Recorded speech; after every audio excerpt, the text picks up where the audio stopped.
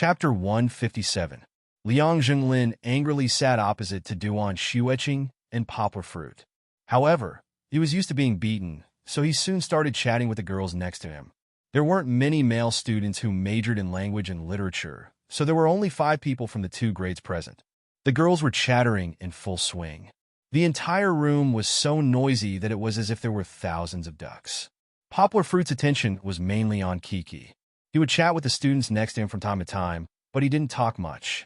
Duan Xueqing was an ice cube, so she naturally wouldn't take the initiative to chat with others. She was still happy that Poplar Fruit asked Song Jiwen to sit over and help her drive away Liang Zhenglin. From time to time, she would look at Poplar Fruit with an imperceptible smile on her face. "Everyone is here." Luo Feyue walked in with the last student and said with a hearty smile, "I'll ask the waiter to serve the dishes. Everyone get ready to eat." "Eat what?" "Everyone is here to see an old classmate. Chatting is the main topic, okay?" Fan Fong laughed. When they were in college, she and Luo Feyue were the most active in the class. Now, she was also mercilessly arguing with Luo Feyue. Fan, don't eat if you have the guts." Luo Feyue pretended to be angry and said, "We'll eat for you to see if you can bear it or not." As he spoke, he laughed. Everyone also laughed. When Fan Fong was in college, she was famous for being a glutton. Hence, she got the nickname Fan. No one believed that she could bear it. Fan Fong rolled her eyes and hugged Zhou Guanglan, who was beside her, and said, Lan, your man is bullying me. You have to help me. When we go back tonight, don't let him go to bed, okay?" Zhou Guanglan's skin was shallow. She couldn't bear the teasing, and her face immediately turned red. Luo Feyue laughed. Fan, don't bully my Lan. Under everyone's jesting, the side dishes of the hot pot were served one after another. Luo Feyue called out as he poured plates of beef and enoki mushrooms into the hot pot. In the middle of winter, eating steaming chunks of meat in the hot pot and drinking ice soda and beer was indeed a very delightful thing. However, Poplar Fruit quickly attracted everyone's dissatisfaction. How could a man like him drink Sprite? Liang Zhenglin in particular shouted the loudest. "Change it to beer. If you're not sincere enough, you'll be fined 10 glasses. Poplar Fruit smiled and waved to everyone. "You really can't drink. I have a child with me today." He took Kiki's little hand and waved to everyone. Kiki's cute little face softened the hearts of the girls present. They all said, "Poplar Fruit, senior brother, forget it. It's okay if he doesn't drink it." Luo Feyue put down his cup and patted the table lightly to attract everyone's attention. He said with emotion, "When we graduated 2 years ago, I said that we were all going to be 30 years old. Maybe in a few years, someone would bring a child to the reunion. I didn't expect that day to come so early." He looked at Poplar Fruit and scolded with a smile. Even more unexpected was that the first person to bring a child would be you, Poplar Fruit, and the child is already so big. It can't be that she was just born, right? "Yeah, we all thought it would be Xia Min." Fan Fong laughed. "Yeah, senior sister Xia Min got her marriage certificate after graduation." Zhou Guanglan said, "So, Poplar Fruit, you can drink as punishment, but you have to share your story with us, right?" Luo Feyue laughed. "Also, you have to reflect on yourself. Why didn't you invite us to your wedding banquet after secretly getting married?" Poplar Fruit smiled and touched Kiki's little head. He said softly, "Actually, there's no special story. Kiki was born in May of 2011, so she wasn't even 1 year old yet. The reason why I didn't invite you to my wedding banquet was that I really wasn't married. Kiki's mother passed away when she gave birth to her." Hearing this, everyone was stunned. Zhou Guanglan pulled Luo Feyue's sleeve and complained, "Why are you asking? You've touched on my sore spot." "It's really nothing." Poplar Fruit laughed. "It's been a long time. Kiki and I are actually living happily together. Don't worry about me, everyone. Come on, let's eat." Okay. I'm stupid. I'll punish myself by drinking 3 cups." Luo Feyue drank 3 cups of beer in one go. After drinking, his face didn't turn red and his body didn't sway. It seemed that he had drunk a lot of beer in the past 2 years. As they ate, the atmosphere became lively again. "Brother Luo, why did you choose this place today?" Let's go to the Fugue. There's food and entertainment there. After eating, we can go to the karaoke. I have a membership card. Liang Zhenglin was eating there. He was sweating so much that his hair gel was melting. He couldn't help complaining. Luo Fiyue wasn't annoyed. He smiled and said, "Child Liang, if you want to treat us, we'll go there right away." Then, Liang Zhenglin was interrupted by Fan Fong before he could finish his sentence. "You guys can go there if you want. We're not going to that place," Fan Fong said with a look of disdain. Rich Boss was actually a hotel-level nightclub. There were all kinds of services in the open and in the dark. It was a money-squandering establishment for corrupt officials. Fan Fong had also heard of it. Luo Fiyue put his arm around Zhou Guanglan's shoulder and laughed at Liang Zhenglin. "Then there's no other way. Child Liang, you'd better stay here today. If you go there, my backyard will be on fire."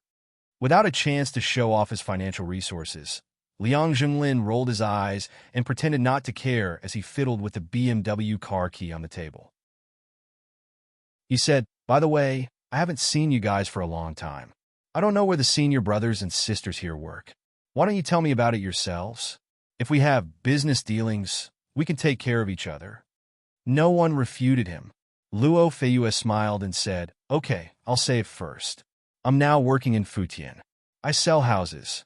If you want to buy a house, you can find me. I promise to give you the best price." Futian was one of the top real estate tycoons in Guangdong province. Luo Fiyue's words were very simple, but everyone understood that he was still keeping a low profile. After a few people, it was Song Jiwen's turn. Song Jiwen smiled and said, "I'm just a small civil servant. I don't have much ability. I still need to rely on you to support me in the future." Luo Fiyue knew his background. He laughed and said jokingly, "Leader Song, of course, we have to carry your shoes in the future." Duan Xueqing only said 3 words, "civil servant." Poplar Fruit said with a smile, "I'm working again. Now I'm translating things for others at home." "Hey, didn't you work in a foreign trade company before?" Luo Fiyue asked. "I quit," Poplar Fruit said. "That's good." Liang Zhenglin said, "My dad's company often has some documents that need to be translated. It doesn't matter who he does it for. Brother Yanghua, why don't I talk to my dad and ask him to take care of your business?"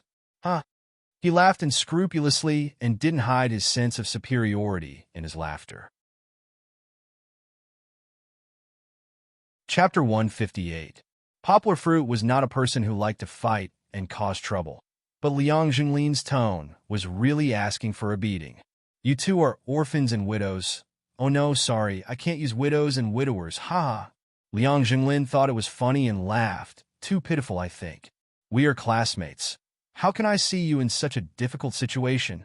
It seems that my dad doesn't have much work, probably not enough for you to buy milk powder. Why don't you come to my company?" "You open a company?" "Big Boss Liang." A female classmate laughed.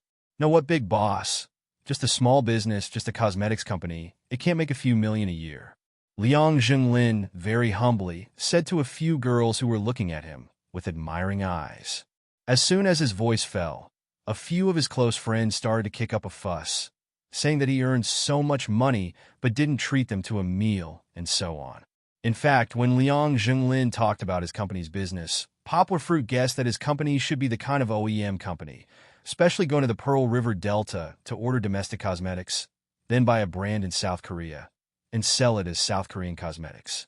Many cosmetic stores on Taobao, not a typo, bought goods from such companies, specializing in fooling women who love beauty but were reluctant to spend money on expensive cosmetics. Liang Zhenglin turned his head proudly and said to Poplar Fruit, "I open a small company. I still need a secretary. But the company is small, senior, you have to be mentally prepared, carrying bags and driving, you have to do it." Maybe he realized that he was a bit too much, so Liang Zhenglin added, "But this is not a problem. The company is still in the development stage. Maybe in a few months, you could be promoted to manager." Poplar Fruit didn't say anything. Liang Zhenglin treated him as a soft persimmon to pinch. Song Jiwen's temper was worse than Poplar Fruit's. He was very unhappy and was about to stand up. At this time, Fan Fong spoke first. She chuckled and said, "Come on, Boss Liang. Just give it a rest. She turned to everyone and said, "You probably don't know yet, right?" "Know what?" Zhou Guanglan asked curiously. "Poplar fruit is now a great translator. Haven't you seen it before? He's been on the news several times." Fan Fong laughed. Everyone was at a loss.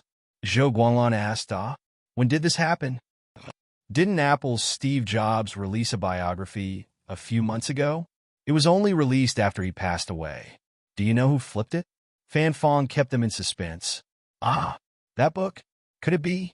A girl opened her mouth and pointed at poplar fruit in disbelief. "It's poplar fruit." Fan Fong laughed. "You didn't expect it, did you?" All of a sudden, the room was buzzing with discussion. Fan Fong smiled and continued. "We are all English majors, and we have never heard of anyone who has published a book, but Poplar Fruit published one without saying a word. And it's a big production." Poplar Fruit blushed with shame and said, "Correction, it's not a book, I'm just a translator, and I'm not the only one who flipped it." "Poplar Fruit, you've developed an occupational disease as a translator. You don't say. For us who study languages, translating a book is no different from publishing a book." Fan Fong laughed. "It's really Poplar Fruit." A classmate who was an Apple fan remembered and said in surprise, "I bought that book too. I glanced at it and didn't think much of it. I thought it was someone with the same name." "Oh, I remember too," a classmate echoed. "The young translator who earns $100,000 a month in the newspaper is Poplar Fruit." "What newspaper? What newspaper?" A classmate couldn't wait to ask. "Nandu. You haven't read it?" The classmate replied, "I haven't. I haven't even booked a job. $100,000 a month. That's too awesome." This classmate saw Poplar Fruit's income and clicked his tongue. The room was full of exclamations. Everyone looked at Poplar Fruit in a different light. Many of the students in the room no longer had anything to do with English, but after all, they used to love English. They were all English majors, and most of them had a desire to be a translator. They had fantasized about being able to stand in a large conference and publish a translated book. Even if it didn't happen, the passion was still hidden in their bones. Poplar Fruit's achievement reminded them of their dreams, and they were envious. Of course, there was no need to mention the income. Nowadays, how many people could get a salary of $100,000 a year? Amazing! Luo Feiyue stood up and raised his glass to toast Poplar Fruit. He smiled and said, "You did something that we wanted to do, but didn't dare to do. Old Luo is here to toast you. Let's talk about the grades in college." Luo Feiyue, who had just been toasted, was a little tipsy. He swept his fingers around and smiled. "Most of the people here are better than Poplar Fruit, including me. I was at the bottom of the class at that time. But now, who dares to say that their English is better than Poplar Fruit's?" Little Qing can, a girl in the same grade as Duan Xueqing, deliberately argued. "Little Qing is the first in our grade. Even the teacher said that her English is good." Duan Xueqing received a national scholarship for 3 years in college. If she didn't give it up, she would definitely be recommended for postgraduate studies, or even to a better school. I can't. Duan Xueqing waved her hand and said, "Brother Yang is amazing now." "See?" Luo Feiyue laughed and said, "So, Poplar Fruit is the one who has changed the most. The counterattack of a bad student, and he has become a tall, rich, and handsome guy in an instant. Don't you think I'm right?" Everyone was stunned and laughed. Poplar Fruit wasn't annoyed by Luo Feiyue's ridicule. He also laughed with everyone. Liang Zhenglin didn't laugh. He sat in a forgotten place and looked at Poplar Fruit with jealousy. Today, he finally brought up the topic of his own company. In the end, the limelight was stolen by Poplar Fruit. At this time, he could clearly see that Duan Xueqing looked at Poplar Fruit in a different way. The jealousy in his heart was burning fiercely.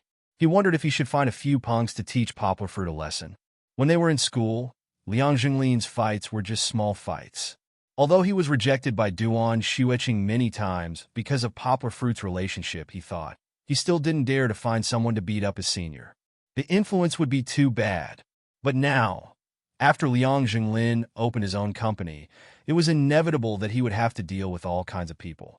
The more he saw, the harder and darker his heart became. Now that Poplar Fruit was ruining his plans, New and old hatred came together. He couldn't suppress the idea of finding someone to teach Poplar Fruit a lesson. While everyone was talking and laughing, Liang Zhenglin bowed and walked out. After a while, he came back. The gloomy expression on his face was gone. Everyone could see that he was proud of himself. The classmate sitting next to him laughed and said, "Big Boss Liang, did you just meet a beauty in the bathroom? You look proud of yourself." "No way. Ha, let's drink, come on." Liang Zhenglin denied. "Looks like it. Quickly punish yourself by drinking 3 cups. The others didn't give up. After a long time, the table was a mess of cups and plates. Everyone was almost done eating and drinking. They all sat on the chairs and chatted as far as the eye could see. In this noisy and hot environment, Kiki fell asleep. Poplar Fruit asked Duan Xueqing to help hold her while he got up to go to the bathroom. After shaking off the water, Poplar Fruit saw Luo Feiyue smoking by the corridor window. Luo Feiyue was the focus of everyone's attention today. His eyes were a little blurred. Seeing Poplar Fruit, Luo Feiyue offered him a cigarette. Poplar Fruit shook his hand and refused. Luo Feiyue laughed and said, "People with children are different. You don't smoke or drink." "Good man." "I didn't smoke before." Poplar Fruit laughed. Luo Feiyue thought hard and said, "That's true. Sorry, I drank too much tonight." "You didn't smoke before, right?" Poplar Fruit said. "Yeah, I didn't smoke before, and I didn't drink much either." Luo Feiyue smiled bitterly and said, "But I had no choice. In this line of work, I can't avoid touching everything."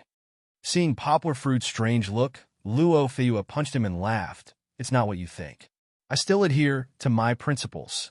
Even cigarettes, one after another, and liquor after liquor, from Hongpagoda Mountain to Zhonghua. It's all forced by life." Poplar Fruit deeply agreed. When he was in the foreign trade company, he also had to drink with customers. Sometimes, halfway through drinking, he would secretly run to the bathroom and vomit into the toilet. "When did you and Zhou Guanglan start?" Poplar Fruit asked, no longer discussing the unsolvable proposition. "Senior year," Luo Feiyue said with a little nostalgia. "She's in her senior year?"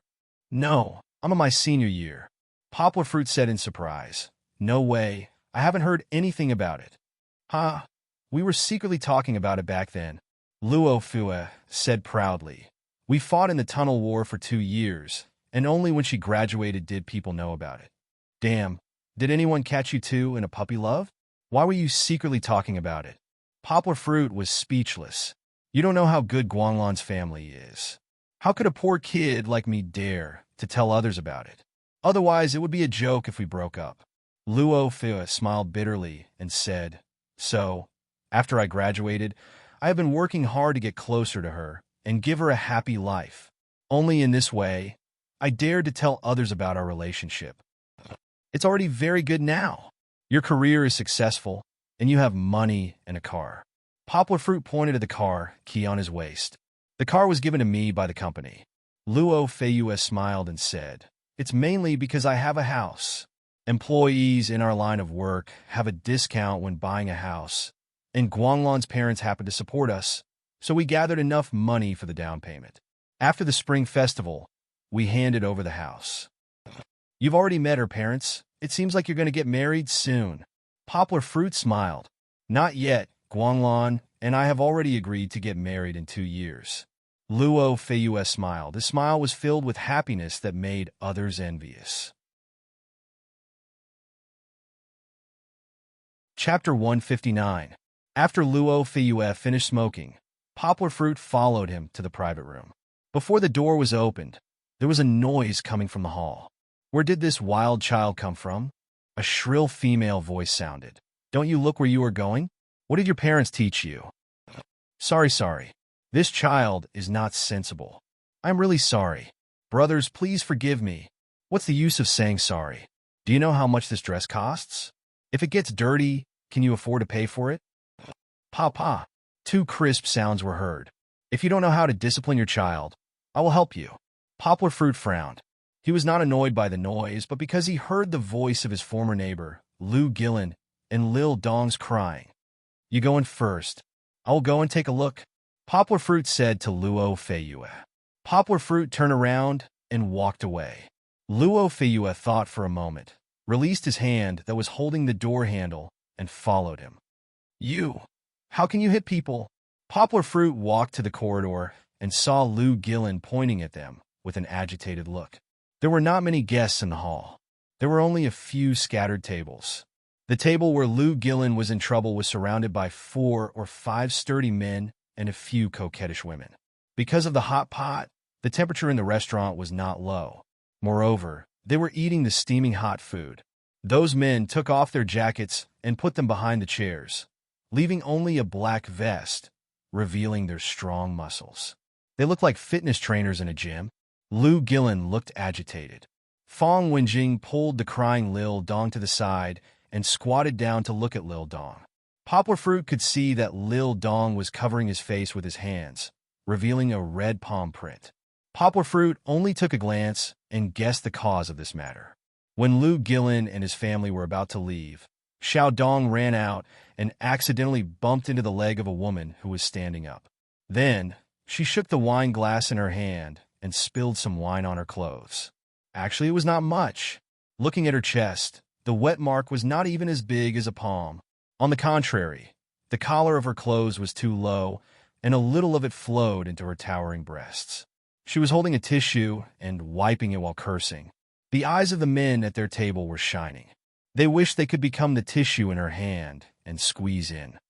If you don't know how to teach your child, we will help you teach him a lesson. Are you dissatisfied? That unruly, big-breasted woman laughed loudly. This old lady specializes in dealing with all kinds of dissatisfaction.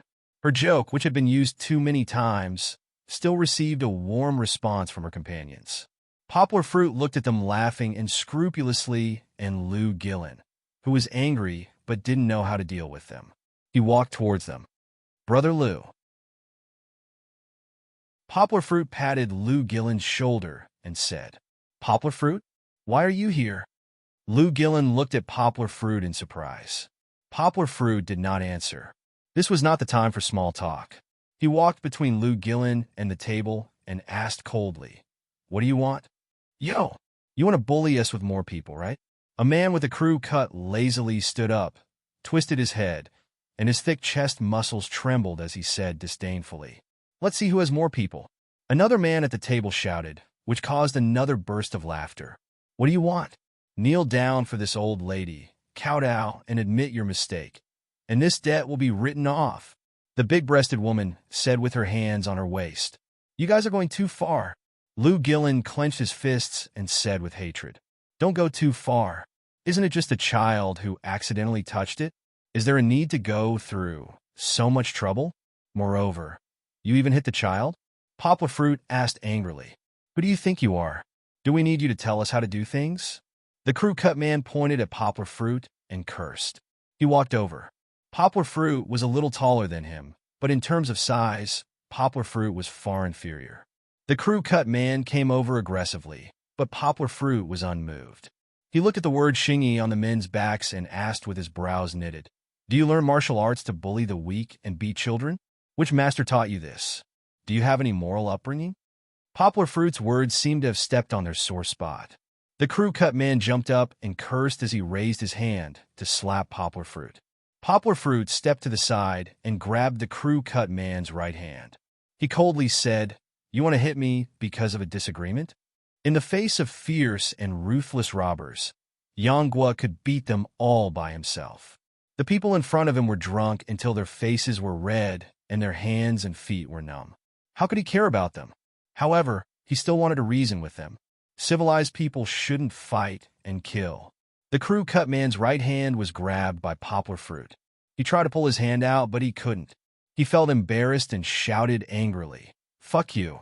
At this moment, he clenched his left hand into a fist and punched Poplar Fruit's ribs. This punch was very forceful and sinister. If it hit, it wouldn't be as simple as a loss of breath. It would definitely break a few ribs. A cold light flashed in Yanggua's eyes. His right hand shot out like lightning and grabbed the left fist of the crew-cut guy. Then he twisted his right fist and made him lose his balance. Then he kicked the crew-cut guy and made him fall to the ground.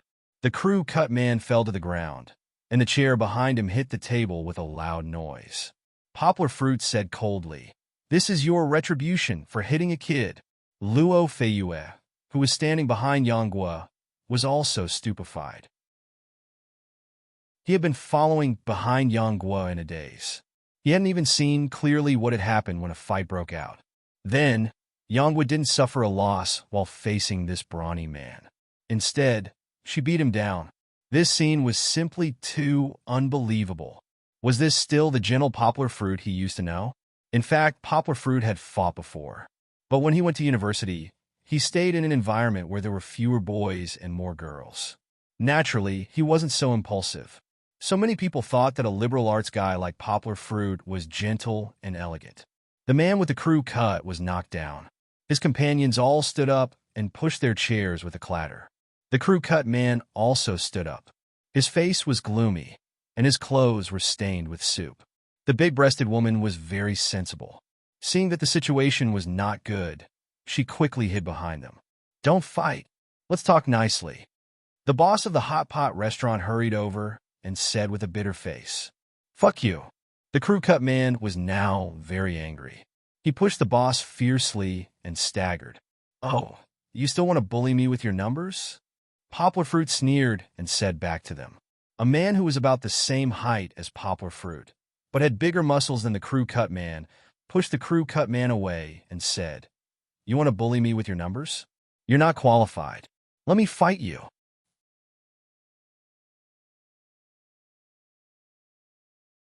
Chapter 160. "Brother Stone," the crew cut youth said unwillingly. "That's enough." The brawny man called Brother Stone turned around and scolded the crew cut youth. "Don't embarrass yourself if you're not skilled enough." The crew cut youth angrily retreated to the back. The woman he brought with him handed him a tissue to wipe his clothes. The boss cried miserably and begged, "Heroes, can you please move outside and fight? Our small business can't afford to break anything." "Why are you talking so much nonsense?" The crew cut youth cursed. Poplar Fruit smiled and said, "Brother Stone, right? If you want to fight, let's go outside. Don't disturb other people's business." "I don't deserve to be called Brother Stone. My name is Fu Lei. You're good at fighting, so I'll give you face today. Let's go outside and fight." Fu Lei readily agreed to Poplar Fruit's proposal. In fact, he also felt that this place was too narrow, and he couldn't stretch out his fighting skills. The men and women of the Xingyi Martial School put on their jackets and went outside. Poplar Fruit was about to follow them when Fong Wenjing anxiously pulled Poplar Fruit and whispered, "Poplar Fruit, don't go out." Poplar Fruit patted Fong Wenjing's shoulder and comforted her and Lu Gillen, saying, "Don't worry. Poplar Fruit, don't go out. They have a lot of people." Luo Feiyue was worried that Poplar Fruit would be at a disadvantage, so he also tried to persuade him. Poplar Fruit slightly smiled and shook his head at Luo Feiyue. He didn't say anything and turned around and walked out. Luo Feiyue looked at Poplar Fruit's back as he walked out of the door and into the cold wind. He frowned. He knew that if he went out with Poplar Fruit, he would also be beaten up. Therefore, he decisively ran to his private room. The atmosphere in the private room was very lively, and the students were chatting happily. At this moment, Fan Fong was sitting in Poplar Fruit's seat. She was holding Duan Xueqing's hand and saying something. Duan Xueqing's originally frosty face was stained with a layer of pink blush. Liang Jinglin, who was sitting opposite her, was about to drool when he saw the shy ice beauty. "Boys, come with me." Luo Feiyue pushed open the door and shouted anxiously, "Poplar Fruit is fighting with someone outside." The air in the room stagnated. Song Jiwen slammed the table, picked up a wine bottle, and staggered to his feet. He roared, "What?" Zhou Guanglan ran over and pulled Luo Feiyue's arm as she worriedly asked, "What happened?" The students in the room all had different expressions. Some were worried, some were confused, and some were scared. Only Liang Jinglin was secretly laughing.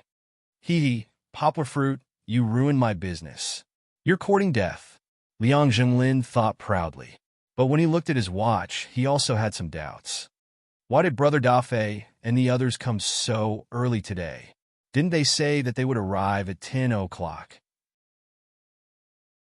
It's not even 9:30 yet. Why did they come early?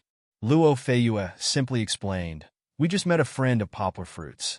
Their child was bullied, and Poplar Fruit stood up for them. Now they're fighting outside. There are 5 bullies on the other side. Let's go and help them. What are you talking about? Let's go, Song Jiwen said impatiently. There weren't many people who responded. A boy was pretending to be drunk, and Liang Zhenglin was also dawdling.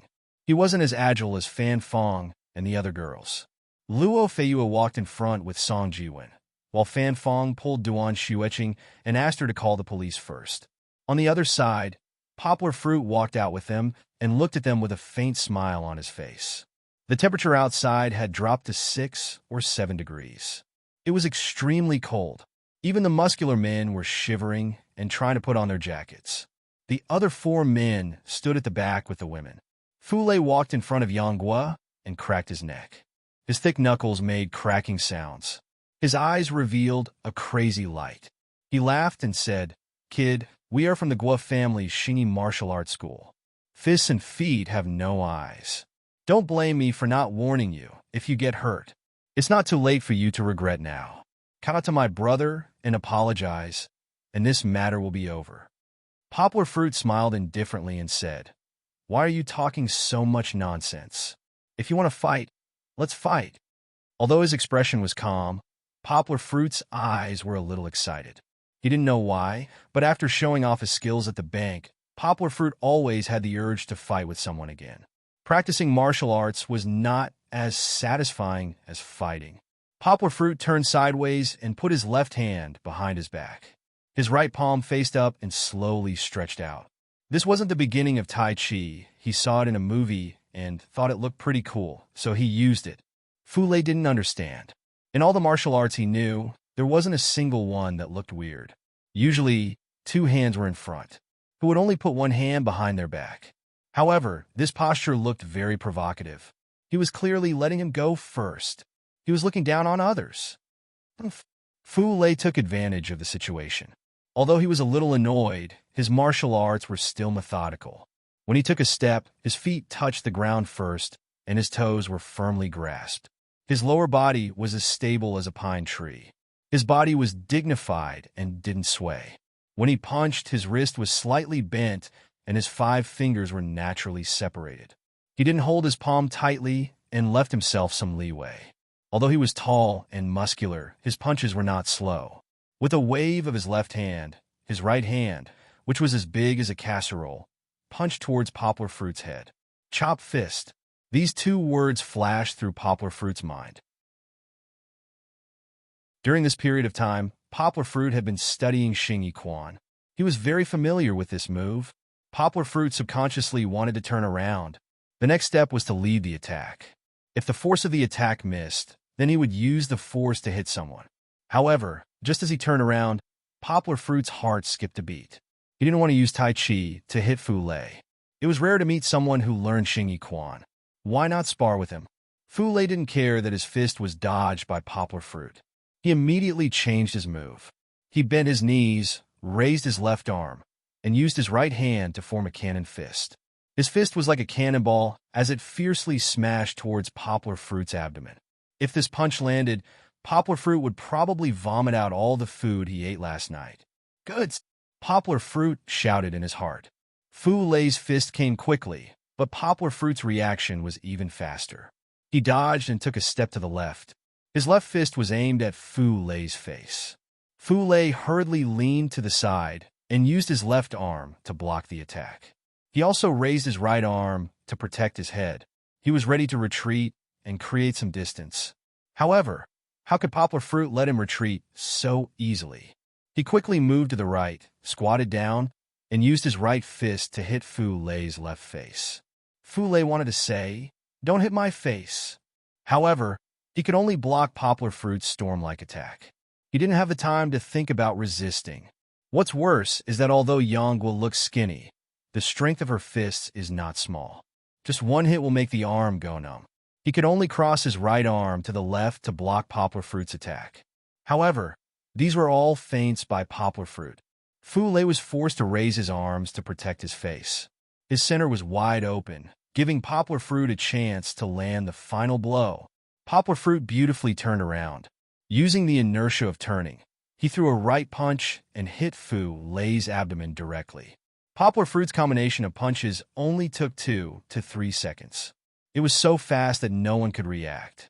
Fu Lei was already defeated. Fu Lei wanted to hit Poplar Fruit's abdomen, but didn't. Now he was hit in the stomach by Poplar Fruit. Not good. Fu Lei was shocked, but he did not feel the pain he had expected. It was as if the fist was pressing on his stomach. It did not sink in, and with a gentle push, his body involuntarily flew up and sat down. Poplar Fruit did save his strength at the last moment. He didn't want to fight to the death with his opponent. There was no need to paralyze half of his opponent's body. Therefore, the moment he threw the blast punch, he changed it to the soft force of Tai Chi, however. Even so, Fu Lei didn't feel good. After all, he had just eaten a full meal. He felt his stomach churning. It took him a lot of effort to hold it in. He fell on the sidewalk in the middle of winter. His clothes were still there, but his right palm was burning with pain. Fu Lei didn't need to think to know that his skin was scraped. Fu Lei's companions quickly helped him up and glared at Poplar Fruit. Poplar Fruit wasn't afraid. He resumed his fighting stance and looked at them. "Motherfucker!" The crew cut guy, who kept repeating his catchphrase, took the lead and rushed forward. Poplar Fruit smiled. He didn't need to show mercy to the crew cut guy. Before the crew cut guy could raise his fist, Poplar Fruit sent him to the ground with a chop. "Okay, stop fighting." Fu Lei, who finally recovered, pulled the rest of his companions and shouted, "Come back." He wasn't stupid. He knew that Yang Guo was being merciful to him. Against an expert who could take him down in a few seconds, his teammates who were only good at scaring people wouldn't even be able to fill the gaps between her teeth. Fu Lei asked his companions to pull the crew cut guy up. He looked at Poplar Fruit and said to his companions, "Let's go." "Wait a minute." Poplar Fruit coldly pointed at the big-breasted woman and said, "Your friend still owes us an apology." Fong Wenjing walked behind Poplar Fruit with some fear. She pulled his sleeve and said, "No need." "Why not?" Poplar Fruit said in a loud voice, "People who practice martial arts don't fight for justice. Instead, they bully the weak, women, and children. What did your master teach you?" The crew cut guy, who was supported by his companions, looked at Poplar Fruit with eyes that were about to spit out fire.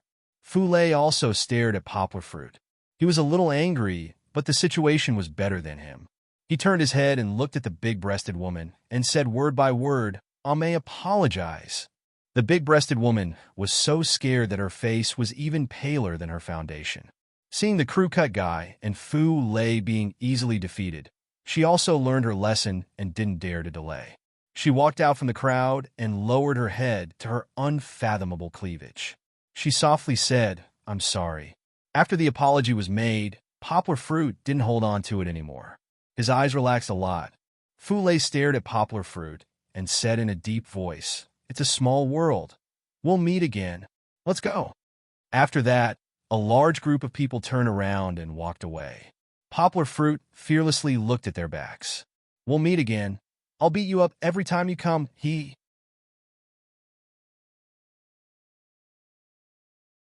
Chapter 161. Big Brother. After walking for a while, the crew cut guy finally couldn't take it anymore. He pushed his friend away and said to Fu Lei, "Are we just going to let them go like this?" Fu Lei glared at him and said, "What else? The 5 of us together can definitely beat him up." The crew cut guy said excitedly, "If we go, we'll be the ones to be beaten up." "Brainless guy." Fu Lei scolded him and explained, "It only took him a few seconds to beat me up, but it took less than a second to beat you up. Are the 5 of us enough for him to play with? Don't you think it's embarrassing enough?" The crew cut guy said unwillingly, "Why don't we go back and tell Senior or the curator? The curator is so powerful. He can definitely—" Before he could finish, someone behind him gave him a slap and scolded, "Are you stupid or stupid?" Fu Lei didn't know whether to laugh or cry as he looked at his brainless friend and scolded, "What are you going to tell the curator? Say that we bullied kids and got bullied by adults? Do you think the curator will punish him or you? Then what should we do?" The crew cut guy shouted, "Are we just going to swallow this?" Fu Lei, of course, didn't want to. He shook his head and said, "We're not as good as them. We can only hide for now and think of a solution when we go back." After Fu Lei and his friends walked out of sight, Song Ji-win and the others came up to them, panting. "Where are they? They bully my brother." Song Ji-win opened his coat and rolled up his sleeves, waving a bottle of wine as he rushed over. Poplar Fruit didn't know whether to laugh or cry as he hugged Song Ji-win, who was a little out of control under the influence of alcohol. Luo Feiyue led the group of students behind him and said, "It's okay, it's okay. Thank you for your concern."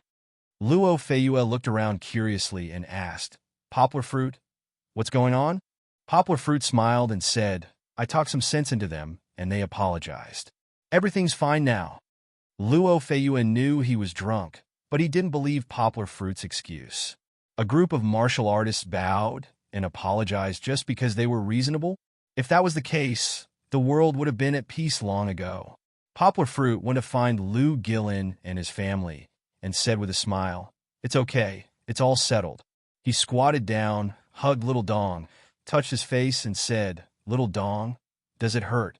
There were still traces of tears on Lil Dong's face, but he looked at Poplar Fruit with admiration. He shook his head and said, "Uncle Poplar Fruit, it doesn't hurt.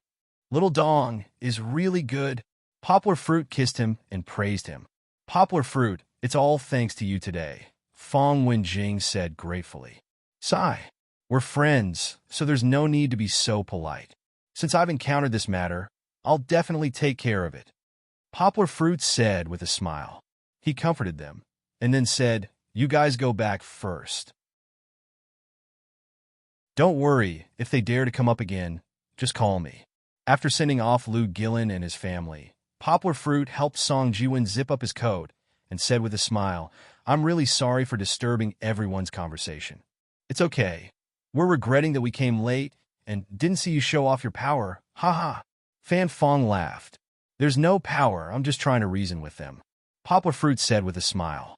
He saw Duan Xueqing in the crowd, looking at him worriedly.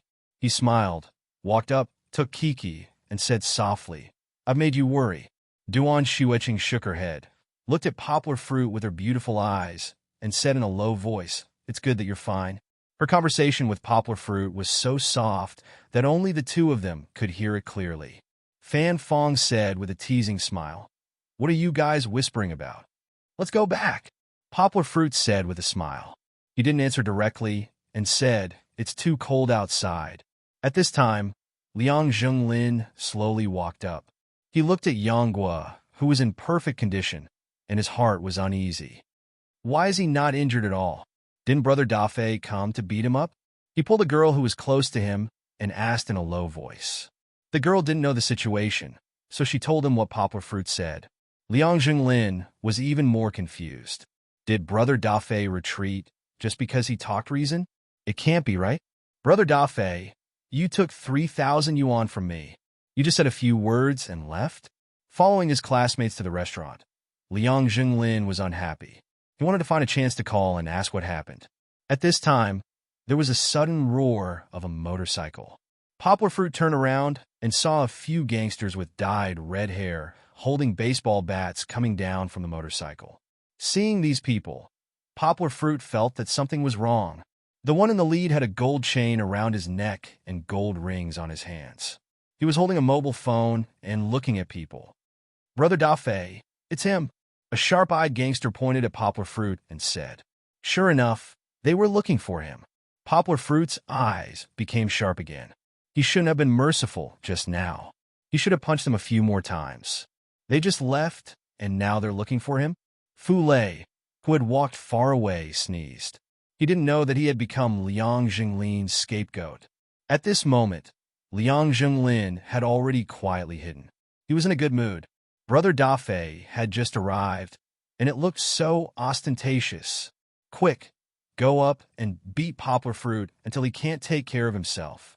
Who told you to be more handsome than me? Who told you to hook up with the woman I like? Kid, come out. I promise I won't beat you to death. Brother Dafei said arrogantly with a toothpick in his mouth.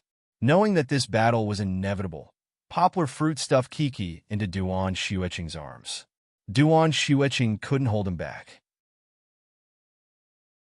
Poplar Fruit came out from the crowd and said calmly, What? Do you have something to say?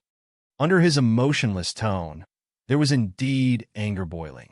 There were 6 people in front of him with baseball bats as weapons. It seemed that there would be a lot of physical pain today. Poplar Fruit wasn't confident to the point of 1 against 6, but the people behind him were either drunk or girls. Poplar Fruit had to stand up. What do you have to say? Someone paid for you to stay in the hospital for 2 days. If you come out and let us beat you, you can suffer less. Brother Dafe smiled proudly. He liked to convince people with reason. Squeak! There was another series of breaking sounds, which attracted people's attention. This time, there were a few police cars. The police that Duan Shuiching had called for finally came. However, it was better for Shan Shan to come late than never. Moreover, they just happened to run into the second group of people. It was really better to come at the right time than to come early. This sentence also applied to Brother Dafe. He couldn't understand why he had just arrived, and the police had also arrived. Brother Dafe dropped his toothpick and was surrounded by a group of policemen. He couldn't run away, so he had to put down the baseball bat and surrender. Liang Zhenglin looked at the turn of events in front of him, stunned. His heart was bleeding. How could it end like this? He didn't dare to show his face, so he secretly hid in the toilet. He was worried that Brother Dafe would see him and give him away. In Yangcheng, Song Jiwen knew people from the Public Security Bureau, and Law Enforcement Bureau.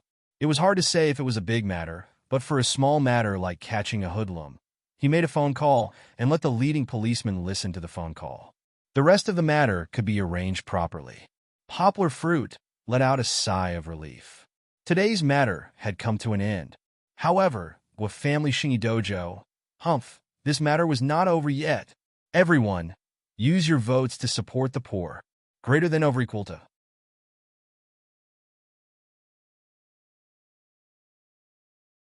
Chapter 162. Poplar Fruit originally planned to find time the next day to talk to the Guo family Shingi martial arts school, but a series of events disrupted his plans. In the morning, Poplar Fruit carried Kiki, who had just woken up with a grumpy face, and coaxed her not to move and to let her father wash her face. Then the doorbell rang. The first one to react was Goldie. Thanks to Poplar Fruit's frequent calcium supplements, it could now walk unsteadily. Goldie was seen running all the way, with a plastic rope wrapped around its leg. With a series of whooshing sounds, it ran to the door and whined at the door. Poplar Fruit stood up and carried Kiki to the door. He motioned for Goldie to move aside, then opened the door. It was actually his sister, Yang Ping, and brother-in-law, Yang Chongguan. Hey, sister, why are you guys here? Poplar Fruit was surprised and let them in. After doing business for a few months, Yang Ping and Yang Chongguan's complexions were different. In the past, one of them was in a small company with little business, while the other was in a government guest house in the sunset. Going to work every day was like retirement. There was nothing to look forward to in life, and they felt that they had aged a lot. But now, opening a specialty store required a lot of effort, running up and down. Moreover, it was located in the county's transportation hub. The people and things that they saw every day were different, and the vitality of their bodies was suddenly mobilized, especially Yang Chongguan. He had changed his unconfident image of shrinking his shoulders and rubbing his hands when he spoke and did things. Now, his hair was combed, and he was wearing a suit and leather shoes. His leather shoes were shiny, and he looked 10 years younger. Yang Ping also began to pay attention to her dressing. Of course, she didn't put on heavy makeup, but she paid more attention to her clothes. At least, she didn't look like a country bumpkin anymore. Today, we are coming to the provincial capital to discuss business with a courier company. Yang Chongguan smiled and said. He and Yang Ping sat on the sofa together. Yang Ping continued, It's still early. We thought that since we haven't been here before, we asked Mom for the address and came to see you. She reached out to take Kiki's hug, but Kiki was still grumpy from being woken up. Other than her father, she didn't want anyone else. Seeing Yang Ping's hand, she turned her head and leaned on her father's neck. She just woke up. Poplar Fruit smiled and said. When Yang Chongguan and Yang Ping came in, it had been observing the two strangers. It then wagged its tail and sniffed around. Yang was stretched out her leg and hooked Goldie's body, calling out, Goldie, Go play somewhere else. Goldie whooshing and ran. It was its territory, so it turned its legs and turned its legs and turn. As a result, Goldie began to turn its head towards its hind leg. How could it touch it? It was just circling around in the same place. However, one time it swung its hind legs casually, and the end of the plastic rope was thrown in front of its face. Goldie happily pounced on the rope, and it did catch the rope. However, when the rope pulled on its hind legs, it lost its balance and fell to the ground. Goldie shook its head. It was a little dizzy from the fall. After it stood up again, it began to chase after the plastic rope, and it didn't get tired of it.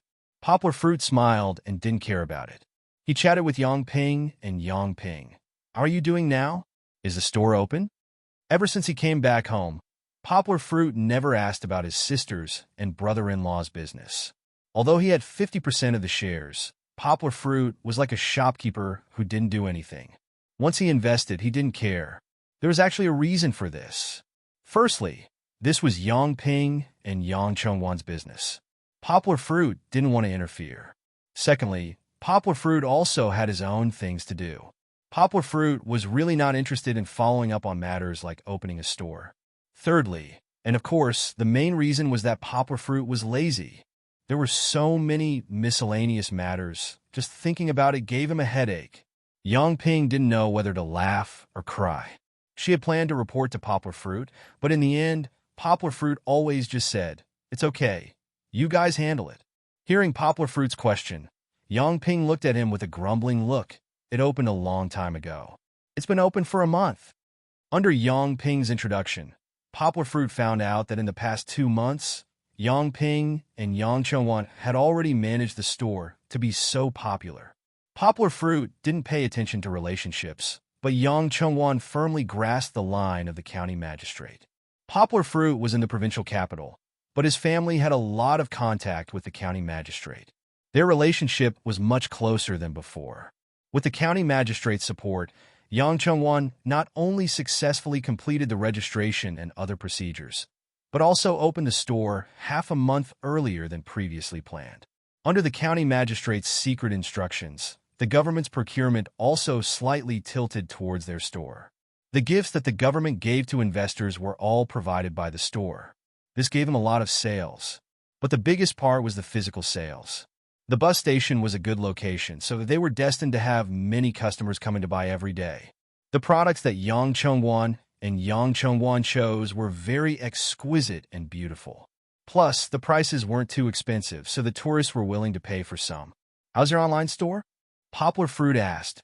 Yang Chengwan said happily, "The online store is already in preparation. We're looking for someone to design the store." "Oh yeah." Yang Ping took out a black plastic bag containing money from her bag and said, "In the first month, we earned more than 50,000. You can split half of it. I brought it all to you." Poplar Fruit waved his hand and smiled. "You don't have to give it to me. You can continue to increase your investment. Now, the physical store and online store are all spending money. Don't think about saving money after earning some money. If you have money, you have to think about your next move." He counted with his fingers and explained to Yang Ping, "You see, it costs money to make all kinds of connections, right? The store needs to increase the quantity of goods, right? It costs money to open an online store and advertise, right? Also, you should buy a car. Buying a pickup truck to decorate the store and some goods also costs money, right? In addition, our store is popular now, but it doesn't mean that it will be popular in the future, because there will always be people following the trend. Then we have to work on the supply of goods. For example, brother-in-law, you can find someone in the village to open a factory. Let the villagers who don't work outside to come in and help us make the things we want to sell. Make sure that our quality is the best and the price is the lowest. Then the things we sell will have a continuous competitiveness." Poplar Fruit began to speak at length. "Don't underestimate the online store I mentioned. It's the internet era now. People's purchasing power has increased, and a lot of people have increased it to online shopping. Opening a physical store can indeed make money, but it's far less than selling online. So, brother-in-law, when you go back, you have to learn more about the online store industry. This industry is also very knowledgeable. For example, how to make a breakthrough, how to combine and match to meet people's purchasing needs, how to organize promotions or group buying activities to attract more customers. These are all things that you have to learn. How do you know all these? Yang Ping asked dizzily. Didn't you say that you don't care about it? Poplar Fruit ran to the study with a smile. He took out 2 books that he bought and handed them to Yang Chengwan with a smile. Read more books and read more newspapers.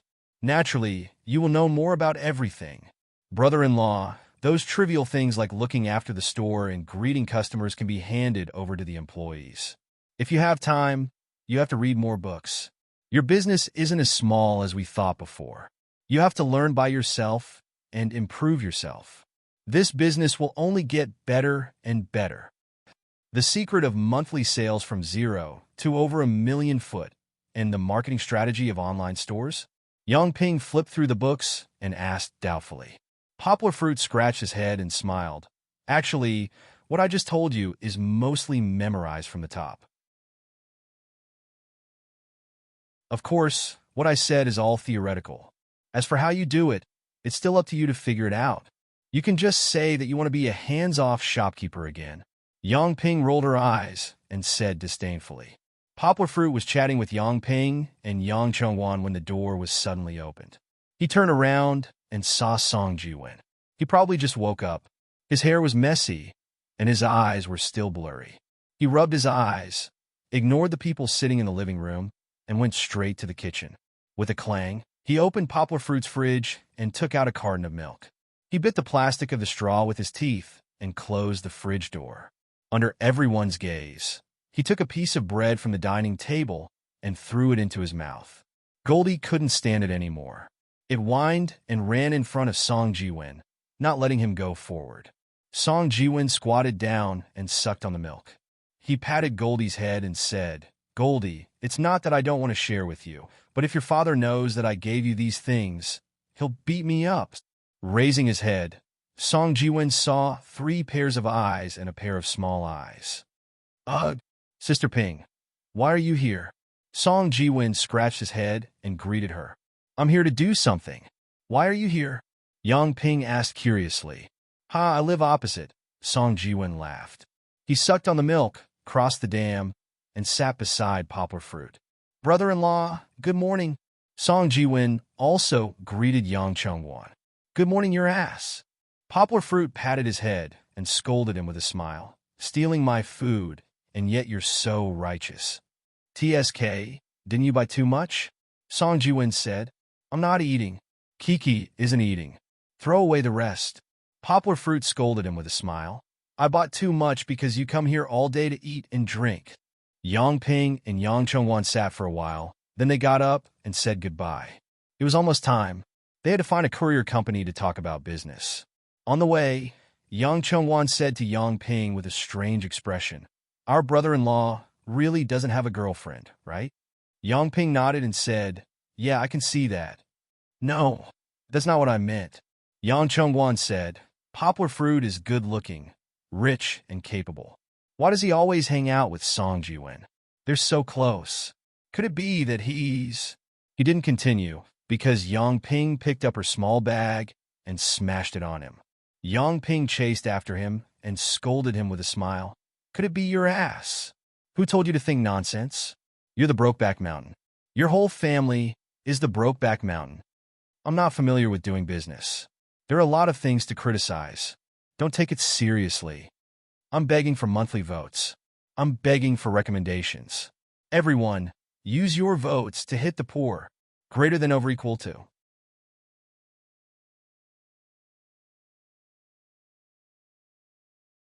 Chapter 163. It was fortunate that his sister and brother-in-law had returned after 2 days. Otherwise, they would have bumped into Zheng Yujie. Early the next morning, Poplar Fruit received a call from Zheng Yujie. Through the phone, Zheng Yujie couldn't hold back her excitement. Little Fruit, big sister is coming to Guangzhou. When Zheng Yujie made the call, she was about to board the plane. Before Poplar Fruit could ask her what she was going to do, she had already hung up the phone. Zheng Yujie did not get Poplar Fruit to pick her up. She knew that it would be too difficult for Poplar Fruit to travel all the way to the airport without a car. Thus, All Poplar Fruit had to do was to prepare a meal and wait for her at home. All right, Yonggwa won't go out today. He tidied up the bedroom and obediently moved his pillows and blankets to the sofa in the living room. Then, he changed Zheng Yujia's pillows and blankets. Poplar Fruit had once mentioned to Zheng Yujia that he wanted to book a hotel for her. However, Zheng Yujia looked at him pitifully, which made Poplar Fruit panic. In the end, he changed his mind and said, "You can stay for as many days as you want." When Zheng Yujia arrived, it was already past noon. She dragged her suitcase and appeared in front of Poplar Fruit's door with a smile on her face. "Come in," Poplar Fruit said as he took her suitcase. Poking him, Zheng Yujia grumbled, "Why are you pulling a long face? Am I not welcome?" Scratching his head, Poplar Fruit gave her an embarrassed smile. "Nope. I was thinking about a translation problem, and I got a little distracted." "Why are you so late? Is your flight late?" Poplar Fruit asked. "No, there's a traffic jam in the city." Zheng Yujia was referring to Yangcheng. It happened to be the afternoon rush hour, and the taxi she was taking had to pass through the downtown area. No wonder there was a traffic jam.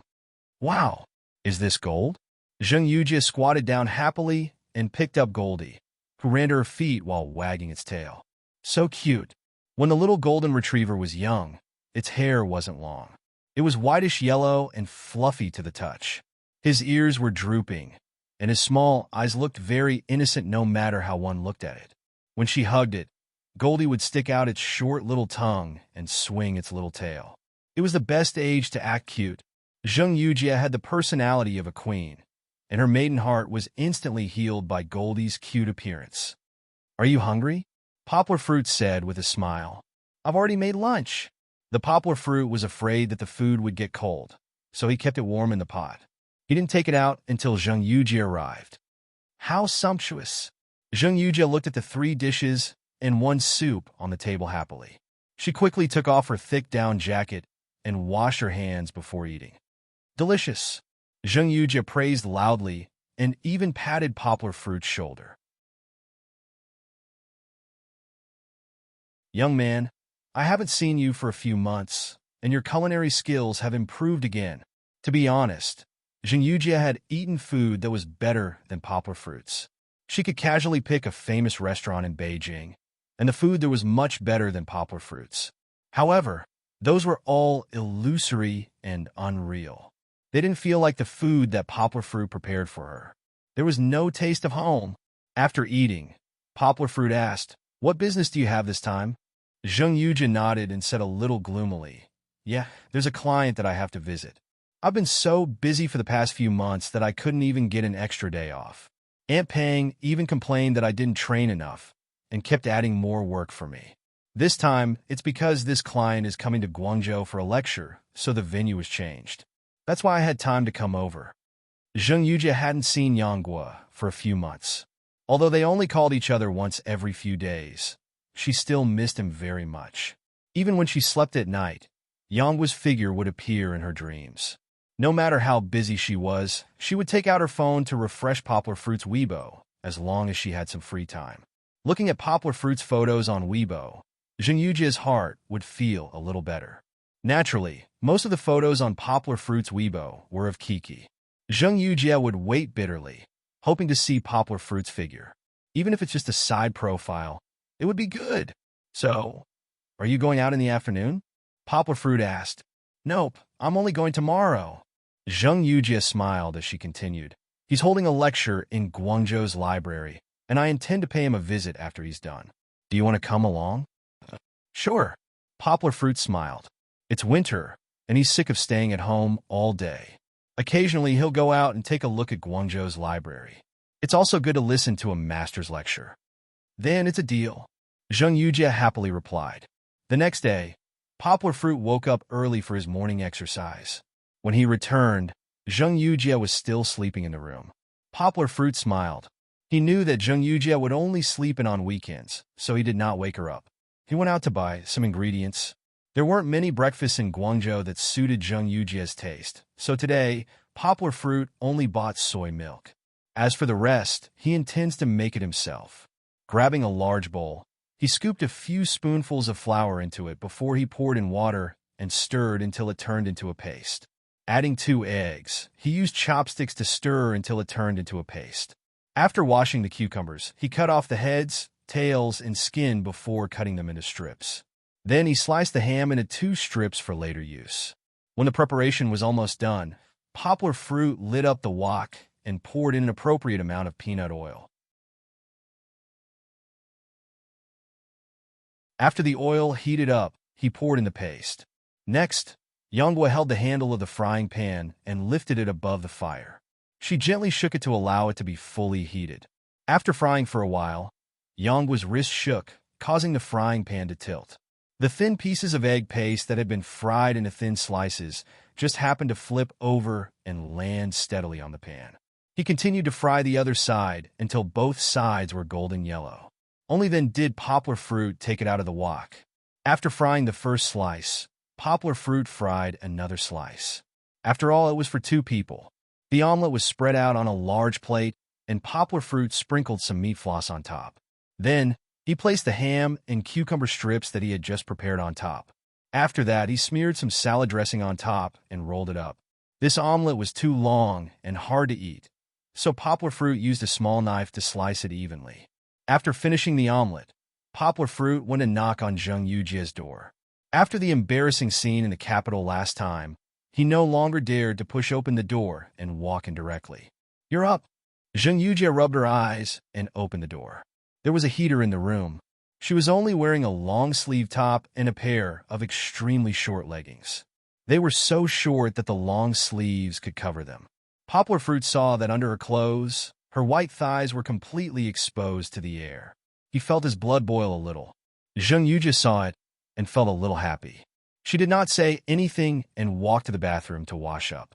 When she came out, she saw that breakfast was already on the table. The soy milk was not the main point. The beautiful Western-style omelet immediately attracted Zheng Yujie's eyes. She ran over with a smile and bent down. The rich egg aroma assailed her nose. It was still warm, which meant that it was just made not long ago. Zheng Yujie turned to look at Poplar Fruit, her eyes sparkling. "Little fruit, did you make it?"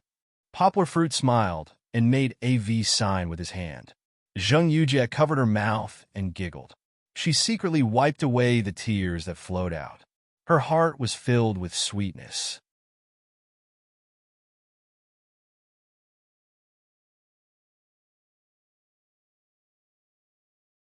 Chapter 164. After breakfast, Zheng Yujie followed Poplar Fruit to Huaqing Plaza. It was still early, so they took a stroll around the new central axis of Yangqing. Yongwa had been here countless times, but she still couldn't help but sigh at the government's boldness. They were actually willing to set aside a total of 560,000 square meters of land in this upstart area of the city to build such a huge and magnificent plaza. "That's Canton Tower, right?" Zheng Yujie said with interest. "I saw it on TV during last year's Asian Games. That waist is really thin." Canton Tower was the nickname of Yangqing Tower. Yangqing Tower was an oval-shaped, gradually changing grid structure.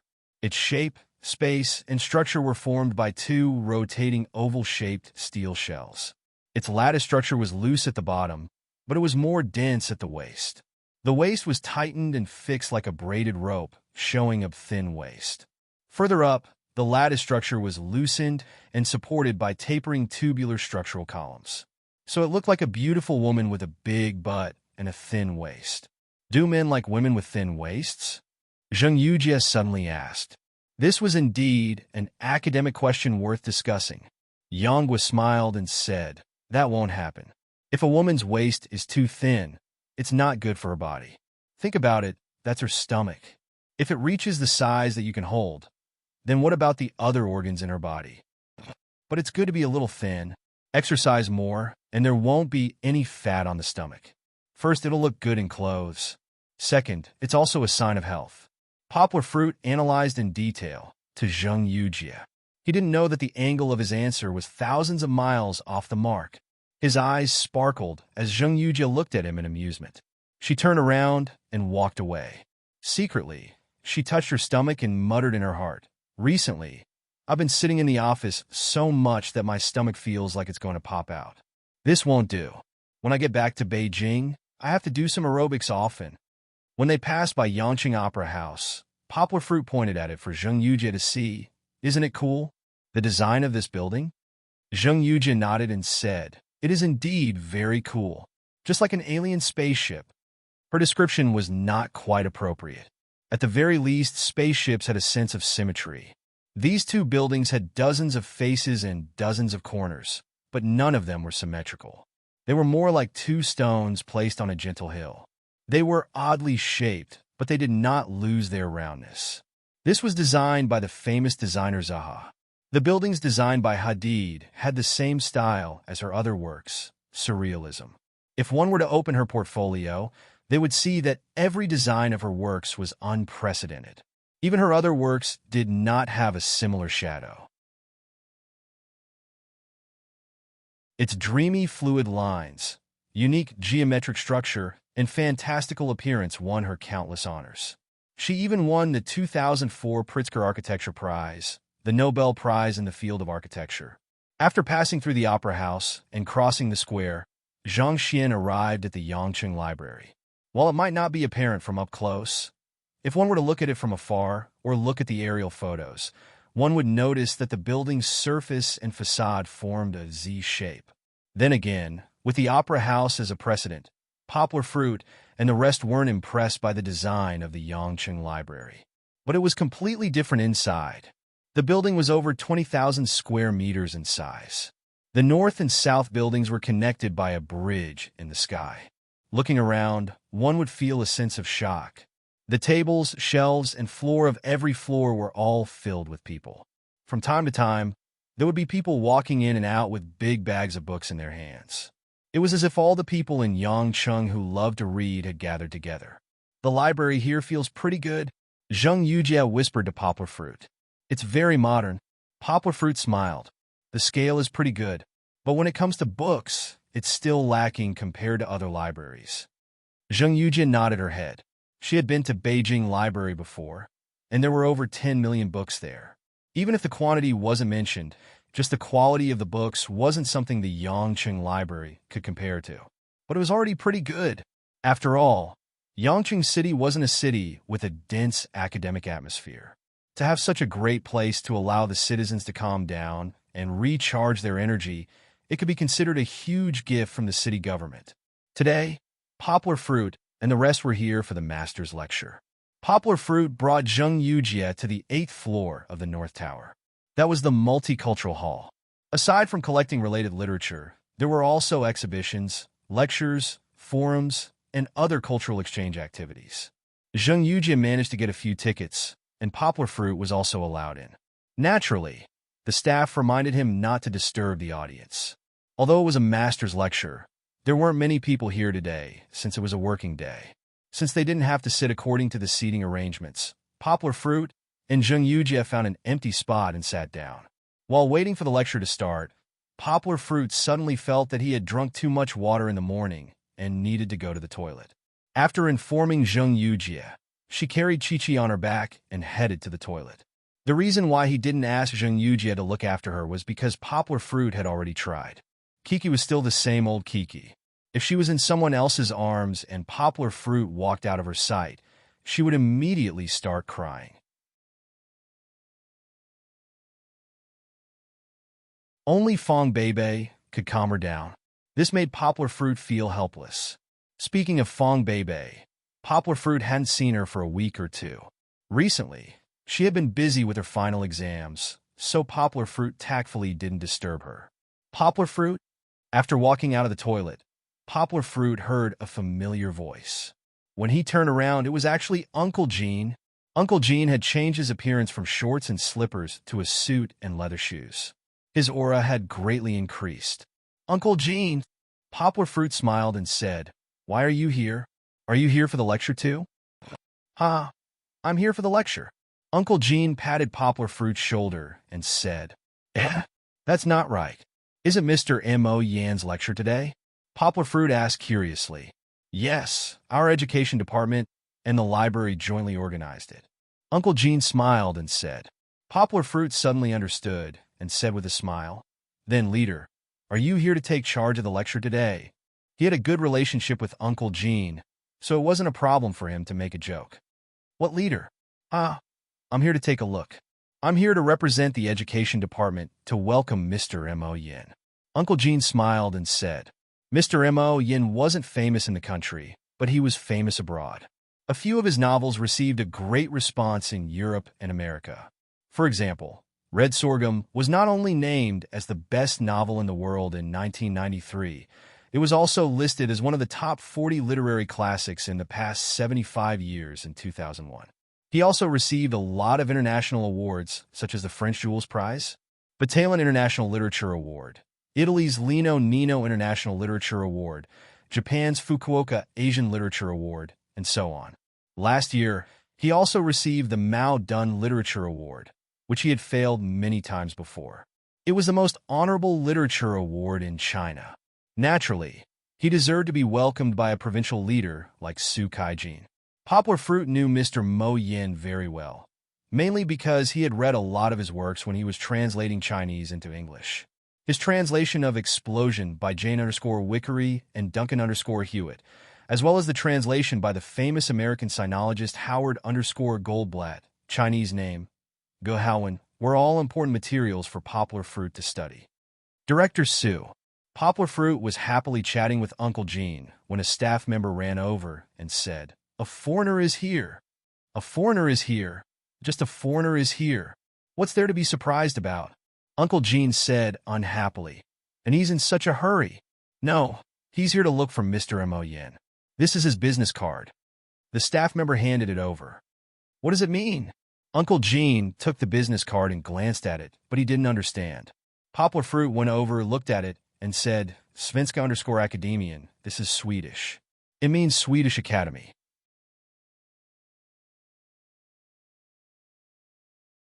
Uncle Gene looked at Poplar Fruit in surprise and said, You know Swedish? The staff member said weakly, Director Su, on the back, it's English. Uncle Gene flipped to the back, and the words Swedish Academy were written where the word Svenska_Akademien was written. However, Uncle Gene still didn't understand it. After graduating from school for so many years, he had already returned his English to his teacher. He handed the business card to Poplar Fruit and said, Poplar Fruit, take a look. Poplar Fruit glanced at it and said, The owner of this business card is Professor Anderson, an academic committee member of the Swedish Academy of Arts. He's at the same level as the department head. Did he say why he's looking for Mr. M.O. Yin? Uncle Gene asked. A professor from a foreign university came to look for M.O. Yin.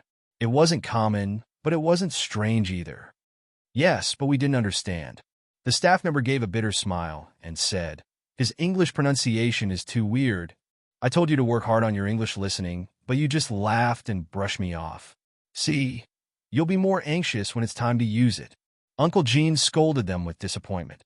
Call the Foreign Affairs office and ask them to find 2 interpreters. Uncle Gene waved his hand and said. The staff member nodded, then turned and ran. Before he could run far, Uncle Gene stopped him again. Wait! Uncle Gene turned around and looked at Poplar Fruit. Poplar Fruit felt a little uncomfortable under his gaze. What's wrong? He asked with confusion. Why are you looking at me like that? Uncle Gene clapped his hands and laughed out loud. I'm so silly. Why did I have to go to the farthest place? I forgot that your English is good. He held Poplar Fruit's arm and walked to the staff member while saying smilingly, Come on, Lee, Poplar Fruit is here today.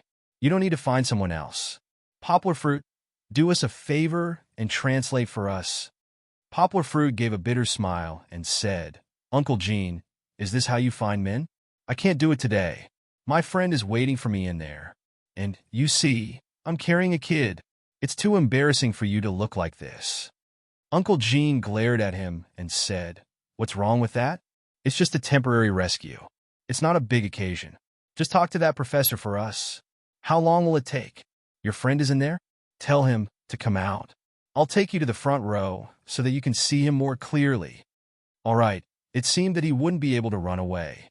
Poplar Fruit had no choice but to follow Uncle Gene out.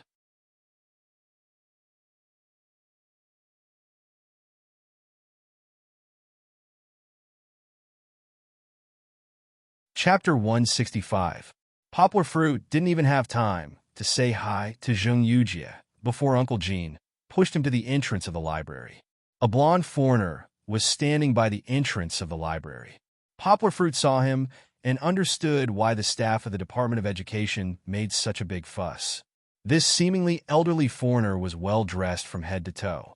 He wore an elegant little top hat and carried a bright red crutch in his hand. He looked very much like a European nobleman in the Middle Ages. Soon, Poplar Fruit understood what Lee meant when he said that the foreigner's accent was hard to understand. How was that hard to understand? That was lame. His English grammar wasn't standard, and he even mixed into masculine and feminine suffixes. Poplar Fruit felt that even a primary school student in China could speak better English than him. Poplar Fruit had a guess to figure out what he meant. Once Poplar Fruit spoke in English, his fluent American English, he immediately attracted a lot of admiring gazes. He said that he's a representative from the Swedish Academy of Arts. He wants to talk to Master Mo Yin about something important in private. Poplar Fruit translated for Uncle Jean in a low voice. "Ask him if he can tell us what it is about," said Uncle Jean. Poplar Fruit translated for Uncle Jean in English. However, Poplar Fruit spoke a little too fast, and Professor Anderson didn't understand him. In a hurry, he said in Swedish, "Sir, please speak slowly." Only then did he realize that he had just spoken in Swedish. Then he used his broken English to say it again. Poplar Fruit was amused. He murmured to himself, "Sir, you don't need to say anything. I understood what you said just now. If you switch to English, I'll have to guess again." Of course, he didn't say it out loud. Instead, he smilingly said to Professor Anderson in Swedish, "Mr. Anderson, our supervisor wants to know what you want to talk to Mr. Mo Yin about." "Oh, so you know Swedish.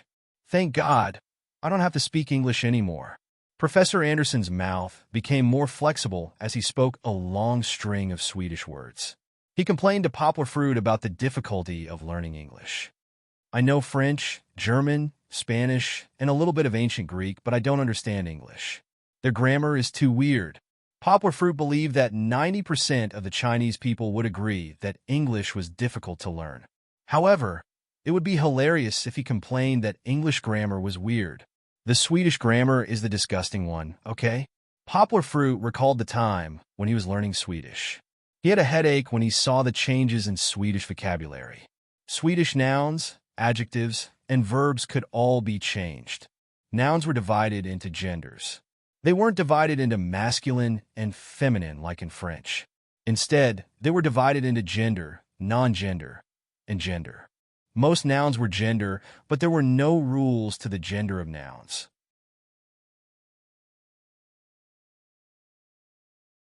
They had to be memorized. However, some ancient phrases and ceremonial words retained the yin and yang distinction of the gender nouns in ancient Swedish. Adjectives were more complicated. They had gender and number categories, as well as definite and indefinite forms. The definite article of an adjective was placed before the adjective. Similarly, personal pronouns had gender and number changes. Verbs didn't have person changes, but there were grammatical categories like tense, and so on. Compared to that, English was much simpler. Perhaps this old man could accept slightly more complicated grammatical changes. Poplar Fruit didn't point it out. He chatted with him for a while before asking the same question again. "I'm here to discuss with Mr. Mo Yin about his nomination for the Nobel Prize in Literature." Professor Anderson gently pulled his top hat and made a polite gesture to show his respect. Poplar Fruit conveyed this sentence to Uncle Jean in a low voice. Uncle Jean immediately became excited. He pulled Poplar Fruit to the side and whispered, "Really? Is this news accurate? Is Mr. Mo Yin really going to win the Nobel Prize in Literature?" Poplar Fruit didn't know whether to laugh or cry. He looked at him and whispered, "He's not going to win the Nobel Prize in Literature. It's just a nomination." Uncle Jean didn't understand, but Poplar Fruit knew about encyclopedic knowledge. The Nobel Prize in Literature wasn't decided so easily. Every September, the Nobel Prize in Literature Committee would send out invitations for nominations all over the world. Of course, not everyone had the qualifications to make a nomination. Those who could make a nomination were academicians from the Swedish Academy of Literature and other countries, literature professors and linguistics professors in higher education institutions, Nobel Prize winners, and chairmen of various countries' writers' associations. Then, at the beginning of February of the following year, the nominees had to submit an official nomination letter with relevant information about the candidate, such as the original work or translation. Otherwise, they would be considered to have given up or be moved to the next year's list. After that, there would be the confirmation of qualifications. The committee would clear out the nomination letters that weren't qualified. In the end, there would be a long list of about 200 people. Then, there would be the primaries. The primaries would eliminate most of the candidates based on various criteria. By April, there would only be about 20 people left on the list. It's only towards the end that we really enter the PK voting phase, Poplar Fruit said with a wry smile. Then, what's the nomination now? Uncle Gene asked. It's still the initial phase. It hasn't even reached the qualification verification stage. Poplar Fruit explained. Uncle Gene suddenly asked, how trustworthy do you think this person's words are?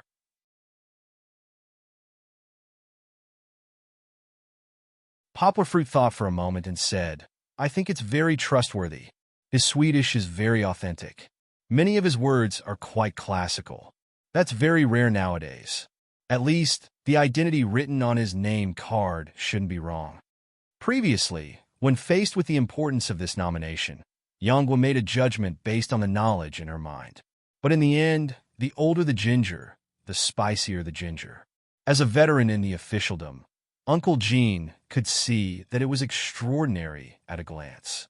He said, no, if it's just a simple nomination, Sweden wouldn't send such an important person over. They sent a professor to talk to Master Mo Yin face to face. That means they value Master Mo Yin very much. This is definitely not a small matter, Uncle Gene said with certainty. Hearing his analysis, Poplar Fruit nodded in realization. Indeed, this didn't make sense. The committee of the Nobel Prize in Literature was so mysterious and arrogant. Why would they send someone over just because of a nomination that wasn't important? Uncle Gene said seriously, don't tell anyone about what happened today. Don't let the staff know either. If the media exposed it in advance, it would be difficult for us. Because, in history, this might be the closest we've ever been to a Nobel Prize.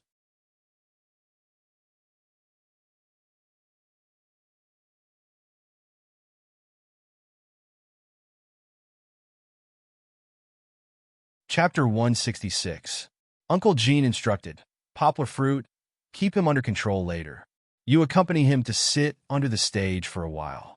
The lecture will continue as usual. I'll arrange for him to talk with Master Mo Yin face to face after the lecture. You can continue to translate for him then. Uncle Gene patted Poplar Fruit's shoulder and said with a smile, thank you for following him today. It's not easy to find someone who understands Swedish at this time.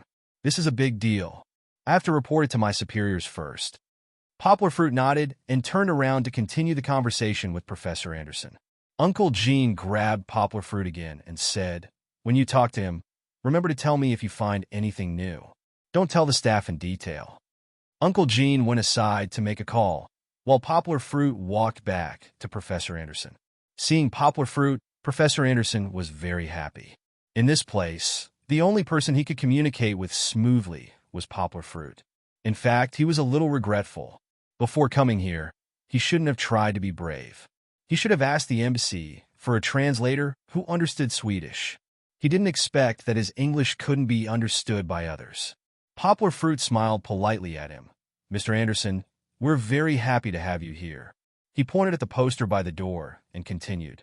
But as Mr. Mo Yin's lecture is going to start soon, I wonder if you'll mind if we arrange for you to talk to Mr. Mo Yin in detail after the lecture? Professor Anderson smiled. I don't mind at all. I'm always free today. I'd like to ask if I can go in and listen to the lecture. I don't have a ticket. Poplar Fruit smiled. This request was so simple that he could answer for the staff here. Of course, no problem. You can come with me. Poplar Fruit turned around to look for Uncle Gene. He wanted to talk to him, but Xiao Li quickly walked up and whispered to Poplar Fruit, Mr. Yang, Director Su just told me that you can tell me directly if you need anything. Poplar Fruit said, I need to take this distinguished guest to the Multicultural Center for a lecture. Do you have any extra tickets? Xiao Li smiled and said, no need for tickets. I'll take you in. Following Xiao Li, Poplar Fruit brought Professor Anderson to the 8th floor. They went around the ticket gate and walked in through the front door. Xiao Li pointed at the front row and said, "The front row seats are all reserved. You guys can sit anywhere you want, but it's best to leave the middle row empty." Before Poplar Fruit could say anything, Professor Anderson waved his hand and said, No, we don't want to sit in the front." Under Poplar Fruit's confused gaze, Professor Anderson smilingly explained, "Wait a minute, I won't be able to understand Mr. Mo Yan's speech, and I'll need your help to translate. So, in order not to disturb Mr. Mo Yan, we'd better sit in the back where there are fewer people." All right, he had to translate it himself. However, Poplar Fruit wasn't against it. On the contrary, he was eager to give it a try. He had never done simultaneous translation before, let alone in Swedish. Such a difficult challenge was too exciting. Poplar Fruit explained to Professor Anderson, then led him to the back. Zheng Yujie couldn't wait any longer. Poplar Fruit had been gone for 10 to 20 minutes. Could he have gotten lost? If she wasn't worried that Poplar Fruit wouldn't be able to find her when he came back, she would have gone out to look for Poplar Fruit. She sat on the chair and looked around, her head drifting to the back door from time to time. At that moment, she heard footsteps. She turned around and saw Poplar Fruit winking at her. However, Poplar Fruit didn't stop. He made a hand gesture to calm her down and continued walking. Zheng Yujie was confused. She stared blankly as Poplar Fruit carried Kiki to the back and sat down with a foreigner. Poplar Fruit held Kiki in front of him and said to Professor Anderson, "Mr. Anderson, because you came in a hurry, we weren't prepared to welcome you. Today I brought my daughter out. Do you mind if I carry my daughter?" If he said that he minded, Poplar Fruit would take his daughter away immediately. He didn't want to serve such a proud foreigner. Professor Anderson smiled kindly at Kiki, then said to Poplar Fruit, "I don't mind. My granddaughter has grown up. She's as cute as your daughter." Poplar Fruit smiled and started chatting with him. The advantage of encyclopedic knowledge was that Poplar Fruit could chat with anyone, especially in the field of literature. He had read too many literary works. The works of the great masters who won the Nobel Prize in Literature. L'Ecclesio's War, Hector Miller. River Run, Walking the Line, Mario Balotelli. Mario Vargas. Los's Greenhouse, and so on. Poplar Fruit could break out some sentences from them and chat with Professor Anderson. Poplar Fruit could also talk about the style of each famous writer, the outstanding characteristics of each genre, and even the twists and turns of the selection of other international literature awards in recent years. What surprised Professor Anderson even more was Poplar Fruit's familiarity with Swedish literature. Selma Lagerlöf, the pride of Swedish literature. Poplar Fruit also had a deep understanding of several of her representative works. This made Professor Anderson proud, and he also began to admire Poplar Fruit's erudition. Professor Anderson sighed. "I have never seen a young man as outstanding as you. If you didn't say that you had never been to Sweden, I would have thought that you were a student of one of the professors in our Swedish academy." Poplar Fruit smiled. "I'm a translator. Of course, my love for literature also motivates me to keep learning. I hope that one day I could become a person like your country's Mr. Goran Monkvist and contribute to the spread of culture throughout my life." When Professor Anderson mentioned Mayuran, he was filled with respect. Mayuran's background was much greater than his, and he had countless titles. Professor and Dean of Sinology in the Chinese Department of Stockholm University, Academician of the Swedish Academy of Literature, President of the European Sinology Association, and a famous sinologist. More importantly, he was one of the 18 lifetime judges for the Nobel Prize in Literature. He devoted his life to the study of sinology. Many of China's classical works, such as the Book of Songs, Analects of Confucius, Mencius, Records of the Grand Historian, Water Margin, Journey to the West, etc., were only known to the West after he translated them. Although Professor Anderson was younger than Mayuran, he had also admired Mayuran for a long time. Of course, Poplar Fruit's admiration for Mayuran could also be considered as a compliment to his country's culture. Swedish literature hasn't been popular in recent years, and it wasn't easy to find a soulmate in the distant East. Professor Anderson happily said to Poplar Fruit, "I think that if you have the chance, you must come to Sweden to take a look." I believe that Sweden has more culture that you will like. Poplar Fruit deeply agreed. It was better to travel 10,000 miles than to read 10,000 books. If he had the chance, he really wanted to travel around to study. When the lecture was about to start, Poplar Fruit glanced at Zheng Yujie, who was looking over from time to time. Shit, I forgot about her. After excusing himself from Professor Anderson, he ran over to Zheng Yujie's side. What are you doing? Zheng Yujie was a little annoyed as she pinched Poplar Fruit's arm and said, You left me here for so long. No, I was caught. Poplar Fruit explained the cause and effect of the matter. He hesitated for a moment, looked around, and said to Zheng Yujie in a low voice, I'm telling you, don't tell anyone, and don't let anyone publish it in the newspaper. He also secretly told Zheng Yujie about the analysis of the Nobel Prize in Literature Committee's visit to Mo Yin and Uncle Jean. TSK. Zheng Yujie pursed her lips and said, I thought it was something big. You think I don't know? I'm here this time because I heard that many people think that Mo Yin will win the prize this year. Although there are people who think that he will win every year, I think that this is an opportunity that is worth fighting for. Poplar Fruit was confused and asked, No way. How come no publishing house wants his book? He's been famous for a long time. Not for the domestic publishing rights. We want to do overseas publishing, Zheng Yujie said in a low voice. I remember that you don't have an overseas publishing department. Poplar Fruit asked, Are you going to add a new department?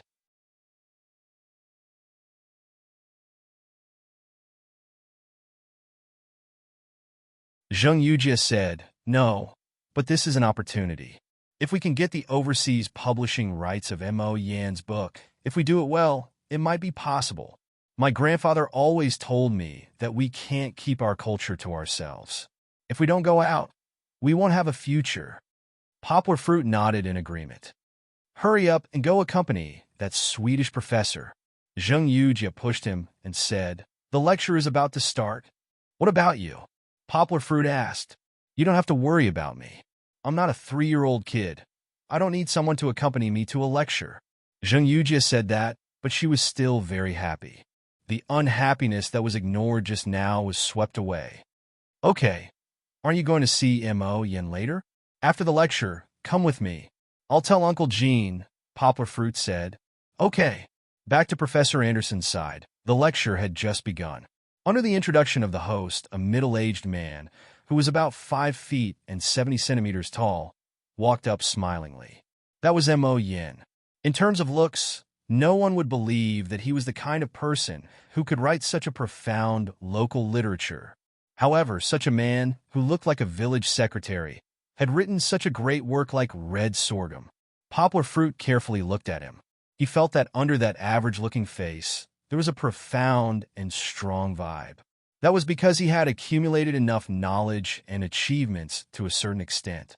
Poplar Fruit thought that he was still thousands of miles away from that. Mo Yin started talking. Poplar Fruit calmed himself down and focused on translating for Professor Anderson. After all, Professor Anderson was a foreigner. Mo Yan's lecture involved a lot of local culture and quoted many examples from his own works, so he didn't quite understand it.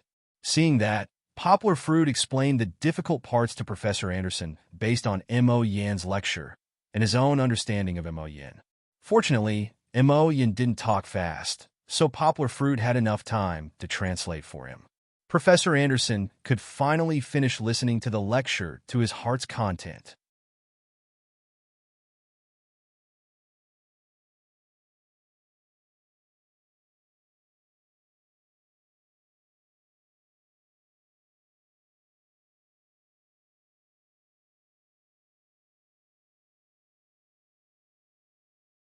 Chapter 167. The lecture ended with a round of applause. Professor Anderson also stood up and clapped. Poplar Fruit saw Uncle Jean waving at him from the front row. He smiled and said to Professor Anderson, Mr. Anderson, let's go together. Poplar Fruit led Professor Anderson downstairs. When he saw Zheng Yujie, he motioned for her to follow behind. To be honest, Poplar Fruit was a little nervous. He didn't know if he would be scolded by Uncle Jean if he brought Zheng Yujie down. After all, this was a relatively serious occasion. However, he was obviously overthinking. Poplar Fruit approached. Uncle Jean saw Zheng Yujie at a glance. He said in surprise, "Little Yujie, why are you here?" Without waiting for Zheng Yujie to answer, he waved his hand and said, "I'll tell you later." He turned to Poplar Fruit and said, "The director of our Department of Education is here, and the leader of the Department of Foreign Affairs is also here. Now, I'll leave this to them. You tell Anderson." Poplar Fruit looked up and saw a few people with extraordinary temperaments walking over, so he relayed Uncle Jin's words to Professor Anderson. Professor Anderson was stunned for a moment, but soon nodded. It wasn't that he had never dealt with the government, and this was very common. Poplar Fruit was about to follow, but Uncle Jean stopped him and said, "No need, they brought a translator." "Thank you for just now," Zheng Yujie said unhappily. "Uncle Sue, you're getting rid of the donkey after it has left the millstone. You can't be like this." Uncle Jean smiled bitterly and said, "I don't want to either, but that's my big boss. Today's matter is unusual. My big boss and the leader of the Foreign Affairs Department are all here. They seem to be taking this matter very seriously, so they even sent the translator over." "Then why did you look for Poplar Fruit in the first place?" Zheng Yujie blamed Poplar Fruit for leaving her aside on Uncle Jean. "There are so many people who know English. Any one of them would do." "Why Poplar Fruit?" "Because the foreigner spoke Swedish," Wang Yao said. Poplar Fruit explained on behalf of Uncle Jean. He was very calm.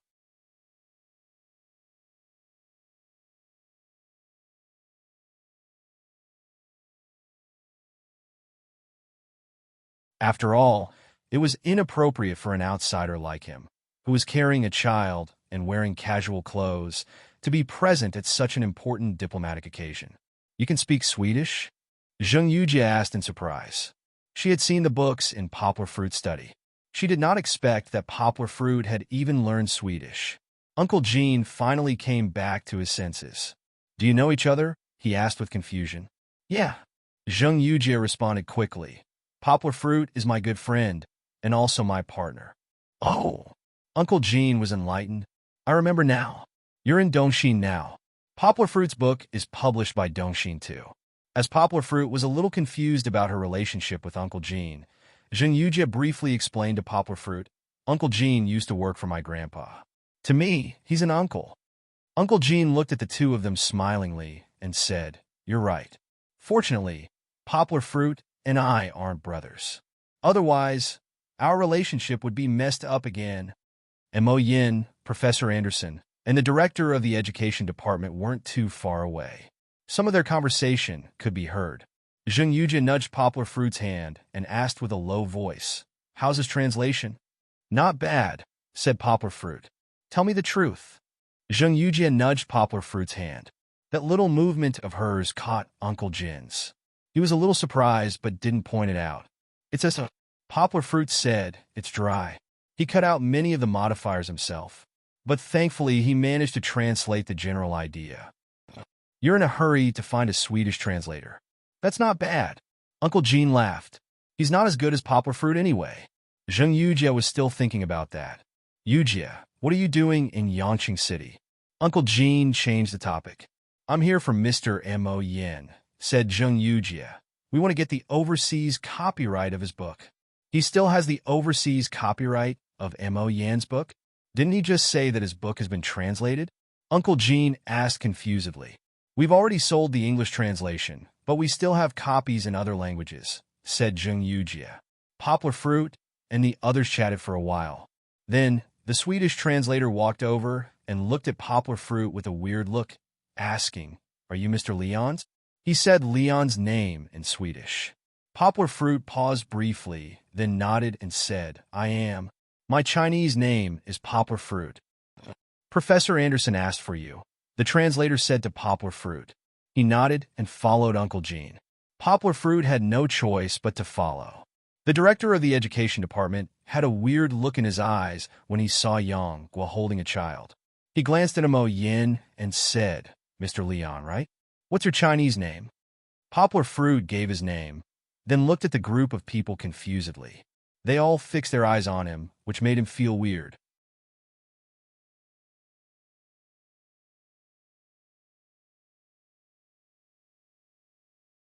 Mo Yin smiled and said, Just now, Professor Anderson recommended you to me. He said that you're the best person to translate my book. Ah, Poplar Fruit was even more confused. Translate his book? What was going on? Wasn't he just here to talk to Mo Yin about the nomination? Here's the thing, the director of the education department explained. Just now, Professor Anderson said that most of Mr. Mo Yan's works haven't been translated into Swedish. He hopes that Mr. Mo Yin can provide a few Swedish translations of his representative works so that the committee can review them. We don't have much time, and we don't have many Swedish translators in our country. Poplar Fruit turned and asked Professor Anderson, "Thank you for your recommendation. But why me?" Professor Anderson said to Poplar Fruit smilingly, "Because you have a deep understanding of literature. Not only are you familiar with Swedish literature, but you also have a deep understanding of Mr. Mo Yan's works. I noticed that when you translated the lecture for me just now." While Professor Anderson was talking to Poplar Fruit, the Swedish translator translated the lecture for the others as well. Even so, the director of the education department said to Mo Yin, "This is a serious matter. Poplar Fruit is so young. I think we need to think about it carefully." Mo Yin didn't respond. Instead, he looked at Poplar Fruit and said smilingly, "Just now, Professor Anderson said that you know a lot about my works. Can you please answer a few questions of mine?" Before Poplar Fruit said yes, he picked a few questions to test Poplar Fruit. Poplar Fruit answered all the questions frankly. He also expressed his admiration for Mo Yin, especially when he read the short story called Boat. That short story reminded him of the short stories written by Mr. Shin Kongwen in the 1930s. Those short stories were all concise, yet bold and imaginative. After hearing the questions, Mo Yin gave Poplar Fruit a meaningful glance. He pondered for quite a while, then raised his head and said, "Poplar Fruit, I would like to invite you to translate my novel Life and Death Fatigue. Are you willing to do that? Please vote for me, recommend me. Everyone, please use your votes to support me. Greater than over equal to."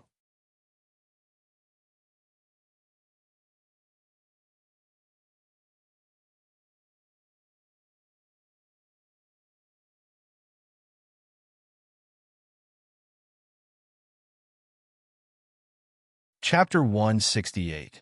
Poplar Fruit was stunned when he heard that. He couldn't believe it. Mr. Mo Yin wants me to translate his award-winning work, Life and Death Fatigue. Although it's not his best work, it's one of his most representative works. However, before Poplar Fruit could answer, the director of the Department of Education pulled Mo Yin to the side and said in a low voice, "Mr. Mo Yin, translating isn't a small matter. Don't you think we should consider it carefully?" The director of the Department of Foreign Affairs also walked over and nodded in agreement. "Yeah, Mr. Yang looks very young. I think we should find someone more experienced to do this. I'll write a report and ask the department to contact an old Swedish professor. There should be a lot of experts who know Swedish," said the director of the Department of Education. "Other than Mr. Yang, we have a lot of better choices." Mo Yin smiled. He thought to himself, if there were better choices, would I have waited until now?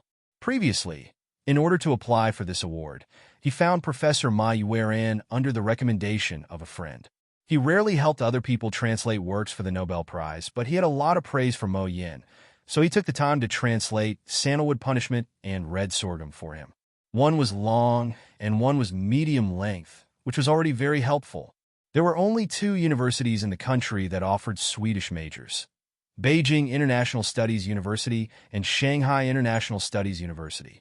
Both of them only recruited students once every 4 years, which showed how rare Swedish talents were in the country. How could it be easy to find a suitable translator? In the past, he didn't think he had much hope in applying for this award. So after Professor Ma Yueran translated those 2 works, he didn't continue to look for someone else. But now, it seemed that there was still hope, and it was not small. When he heard this news, his heart, which had been calm like an ancient well, began to ripple again. The Nobel Prize was a prize that no one in his country had won in 100 years. It was very attractive to Mo Yin, so he wanted to fight for it again.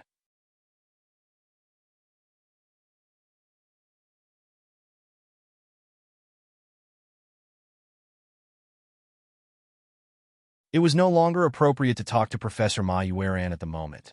Besides, it wasn't good to keep bothering him like that. So, Mo Yin had to find someone else. Naturally, the Ministry of Foreign Affairs had to find people to help through them. This line was very important. However, he had many good works, such as Fatigue of Life and Death, Frog, Master is Getting More and More Humorous, and other short and medium novels. They were all good.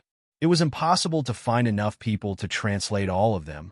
Moreover, Mo Yin was worried about handing a work like Life and Death Fatigue to other people. If the translation was substandard, wouldn't all his efforts be in vain? Obviously, the director of the Ministry of Foreign Affairs knew more about language majors than the director of the Ministry of Education. When he heard the director of the Ministry of Education say many, he pushed him and said with a bitter smile, "No, there might be a few old professors, but not many in the country can speak Swedish.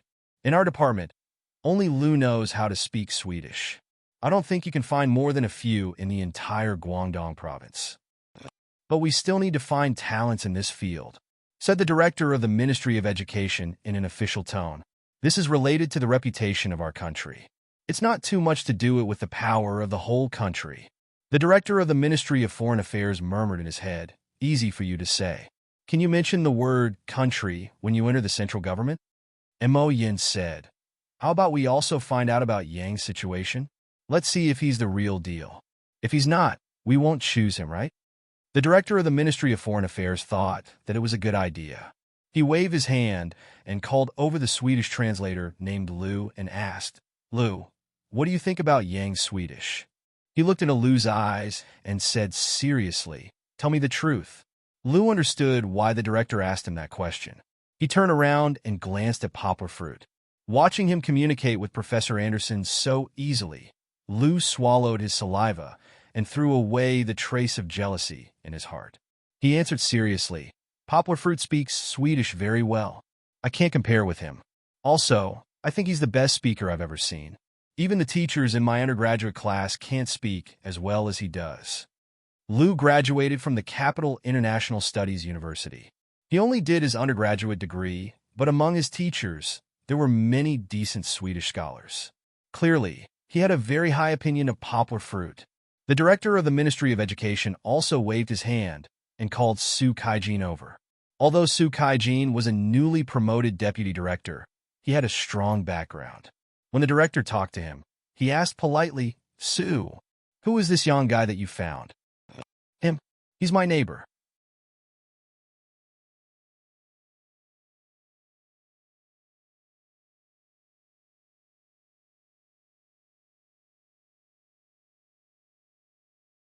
"Although he's just a youngster, I still think highly of him."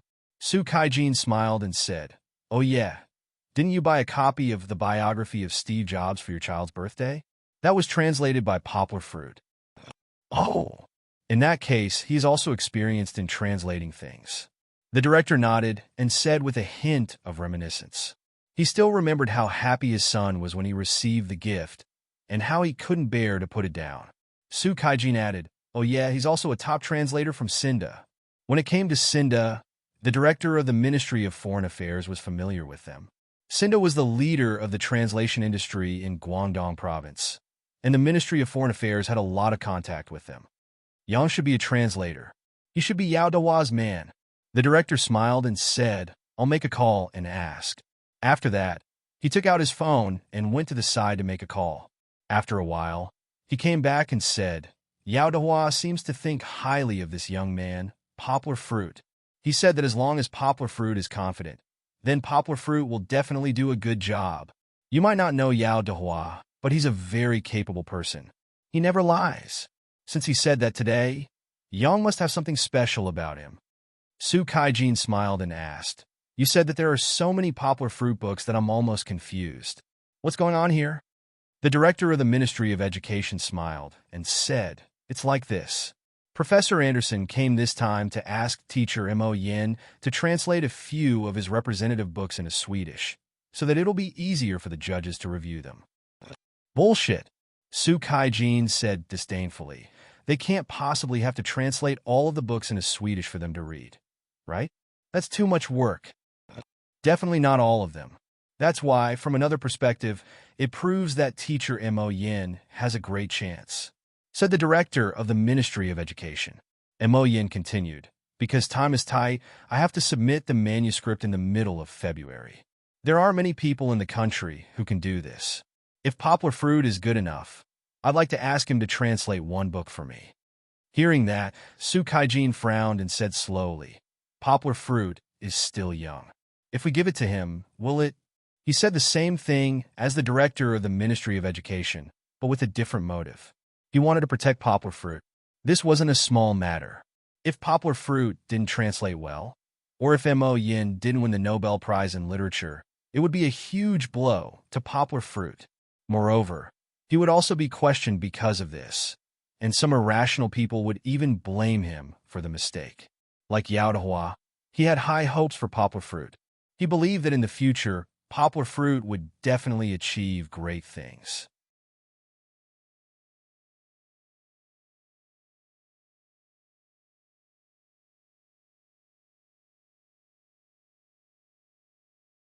But if he were to pull the seedling to help it grow, it would destroy him without a doubt.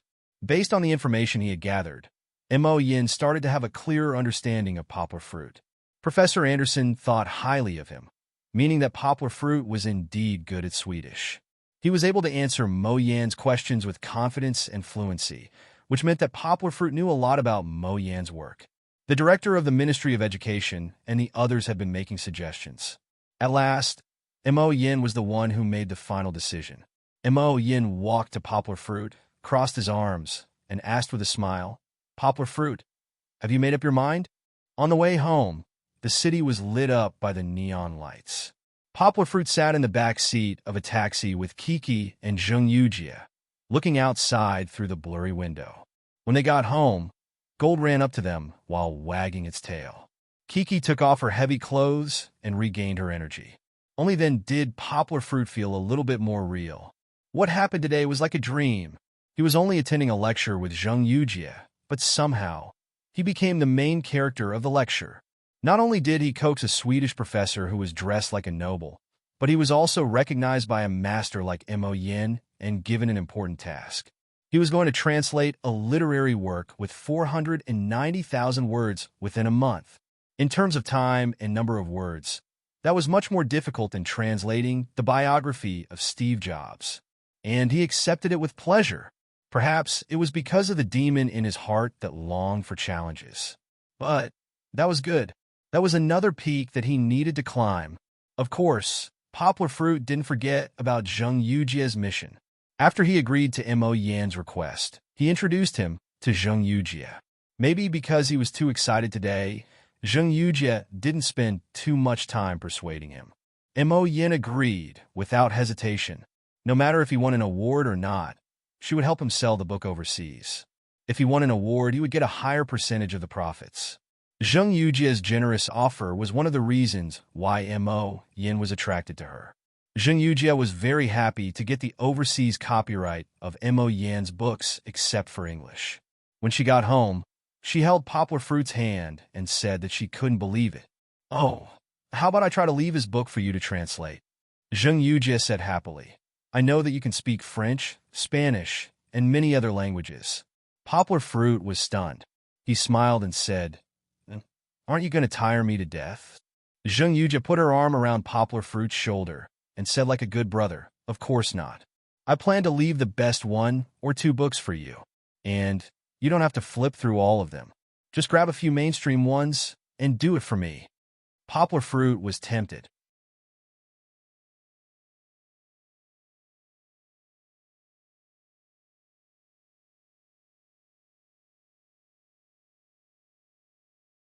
He smiled and said, Then, what kind of reward are you going to give me? Zheng Yujie's eyes lit up and said, I suggest that you don't sell the copyright of your translation right now. Wait until he wins an award. I mean, if he wins, then your price can be multiplied a few times. Zheng Yujie already thought of herself as a member of the Yang family. She sold the publishing house together with Poplar Fruit. She wondered what Pang Yu, who wanted to nurture her, would think if he knew.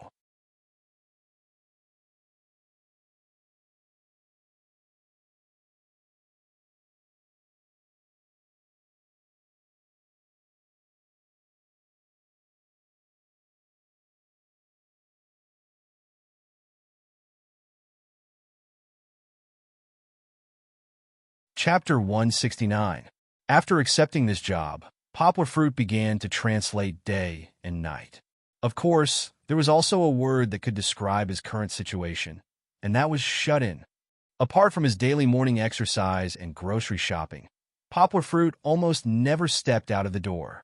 His friends invited him for afternoon tea, his godmother invited him over for dinner, Song Jiwon invited him to play games, but Poplar Fruit rejected all of them. The task this time was much more difficult than he had imagined. The literary works, such as the biography of Steve Jobs, that he had translated in the past could not be completely counted as literature. Their narrative function was far more than that of literature.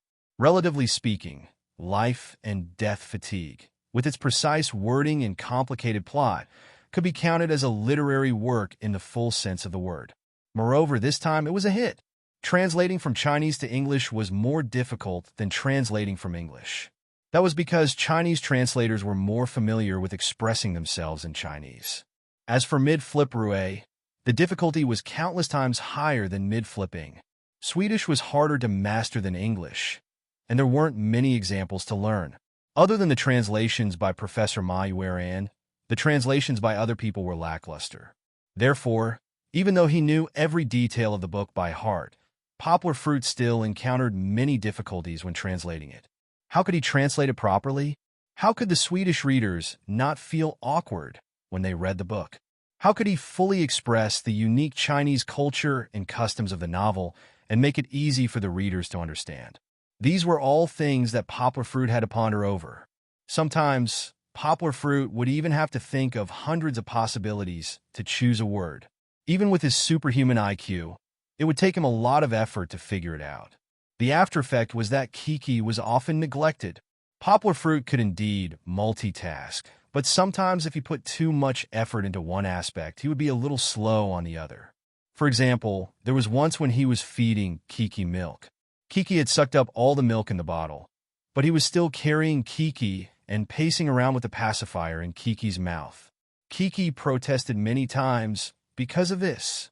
Poplar Fruit apologized to Kiki every time, but the next time, he made the same mistake in other things. To prevent radiation, Poplar Fruit never took out the computer to type when he was playing with Kiki in the living room.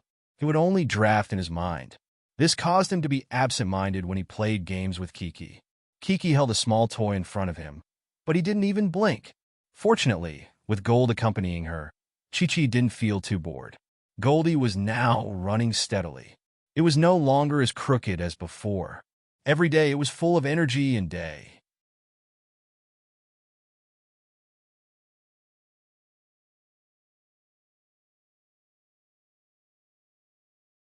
Poplar poplar poise, poi papa papa poi, popoe, papa papa papa poise, and papa poi papa papa papa papa papa papa papa papa papa papa. One of the games that Kiki liked to play was to catch Papa Poi's tail. Every time, when Papa Poi's tail started to move, Kiki would see it and immediately throw away the toy in her hand. She would quickly crawl over and reach out to catch it. In the beginning, when Papa Poi was inconvenient, Kiki often succeeded. Later, as it ran more smoothly, Kiki began to lose control of Papa Poi. It could be seen crawling and waving its hands. But just when Kiki was about to touch it, Papa Poi would nimbly turn its body and run 2 steps forward. Then it would turn back to look at Kiki. Its tail would move again and again, as if it was fishing. Kiki never got tired of it. She chuckled and chased after it. When she got tired, she would directly lie down on the carpet and gasp for breath. At this time, Goldie would stand in the same place and continue to wag its tail, waiting for Kiki to come up and play with it. However, Kiki didn't want to move at all. Goldie waited for a while and whimpered twice. When it saw that its little master was ignoring it, it lowered its head and slowly moved over. Kiki reached out and touched Goldie's small and fluffy body. Goldie then lay down and put its head under Kiki's armpit, begging for Kiki's touch. Of course, Kiki didn't know how to stroke Goldie's little head. She just patted it lightly and heavily. Generally speaking, the strength was not great. Goldie narrowed his eyes in satisfaction. If she was tired, Kiki's hand that was patting Goldie would slowly stop. Her small nose would slightly snort, and she would gradually fall asleep. Goldie raised half of its body and looked at Kiki. Then it continued to lie down. Leaning against Kiki, it closed its eyes and fell asleep. This scene was very loving. Poplar Fruit woke up from his thoughts. When he saw Kiki and Goldie snuggling up to each other, he smiled from the bottom of his heart. It was quite troublesome to raise Goldie. Just like Kiki, it had to drink milk several times a day, and he also had to find ways to give it nutrients. Moreover, Goldie hadn't learned how to clean itself in the toilet. Therefore, Poplar Fruit had to remind it to be careful in the beginning. Otherwise, it wouldn't know when it would step on it. Later on, when Poplar Fruit was changing Kiki's diaper, he suddenly had a flash of inspiration. Why not put diapers on Goldie? Therefore, despite Goldie's objection, Poplar Fruit put a diaper on it.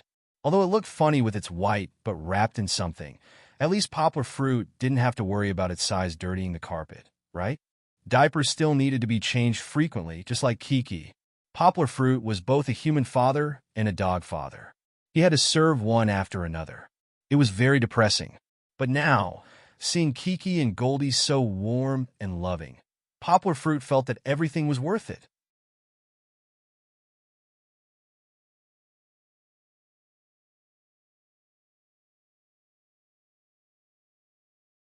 Although the heater was on at home, Poplar Fruit still didn't dare to take it lightly. It was winter, and it was easy to catch a cold without a blanket.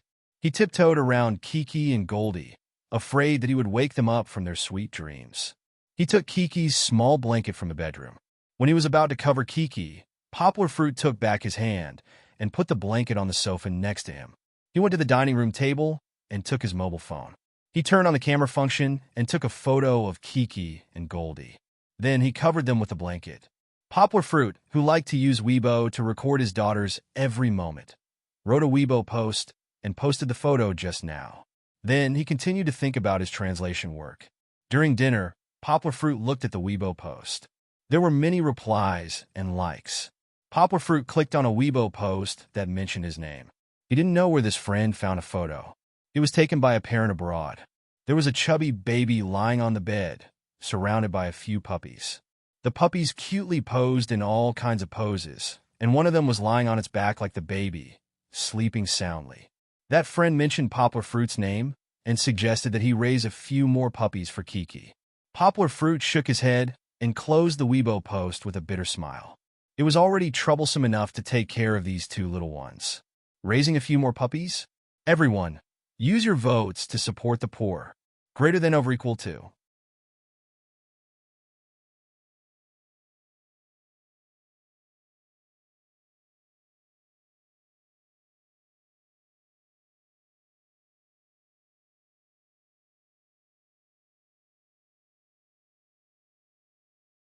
Chapter 170. Ding dong. Ding dong. Knock knock. Knock knock. The visitor knocked on the door when no one answered the doorbell. Coming. After a while, Poplar Fruit came out of the study. He was so focused on typing that he almost didn't notice the knocking. When he opened the door, Poplar Fruit saw Fong Beibei, who was about to leave. Hey, why are you here? Poplar Fruit looked at Fong Beibei in surprise. Today, Fong Beibei was wearing aqua blue jeans, a light blue short cashmere windbreaker, and a white striped long-sleeve shirt. Her hair was tied into a ponytail, and she looked very delicate and neat. Yonghua felt her eyes light up, and she couldn't get enough of looking at her. It's time for winter break. I came to see Kiki and Goldie before I go home. Fong Beibei smiled at Poplar Fruit and said, I've been ringing the doorbell for so long. I thought you weren't home. Come in, Poplar Fruit said happily. Fong Beibei came in, put down her bag, and started to take off her jacket. She said, Your house is so warm. My dorm and my house don't turn on the heater in winter. I have to wear a jacket to close the windows and close the door. It's so troublesome. Poplar Fruit smiled and said, The heater is mainly turned on for Kiki. She doesn't like to wear too much. I'm afraid she'll catch a cold. Poplar Fruit poured water for Fong Beibei and asked, Aren't you from Yangcheng? Why do you say you're going home? Yangcheng is also zoned. Fong Beibei said, My house is in Nansha. It's quite far. Is there a subway? It won't be convenient to come back if I go home. That's still more convenient than me. Poplar Fruit laughed. It takes me a few hours to get back, and I have to take the train and transfer to the bus. It's really troublesome.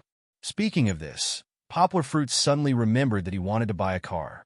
It seemed that he should really consider buying a car. Kiki was also slowly growing up. With a child seat, it shouldn't be a problem for her to take a car. Then it would be convenient for her to go anywhere. It wouldn't be like before.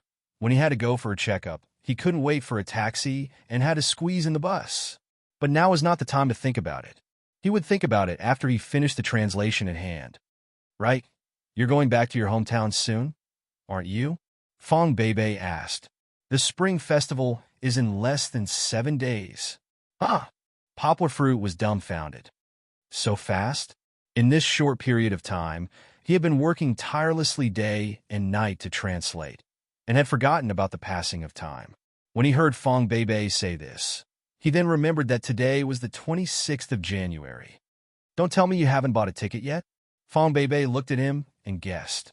Poplar Fruit scratched his head and said, yeah, it should be sold out by now. Then what should we do? Do you take the bus back? Fong Bebe asked. Poplar Fruit shook his head.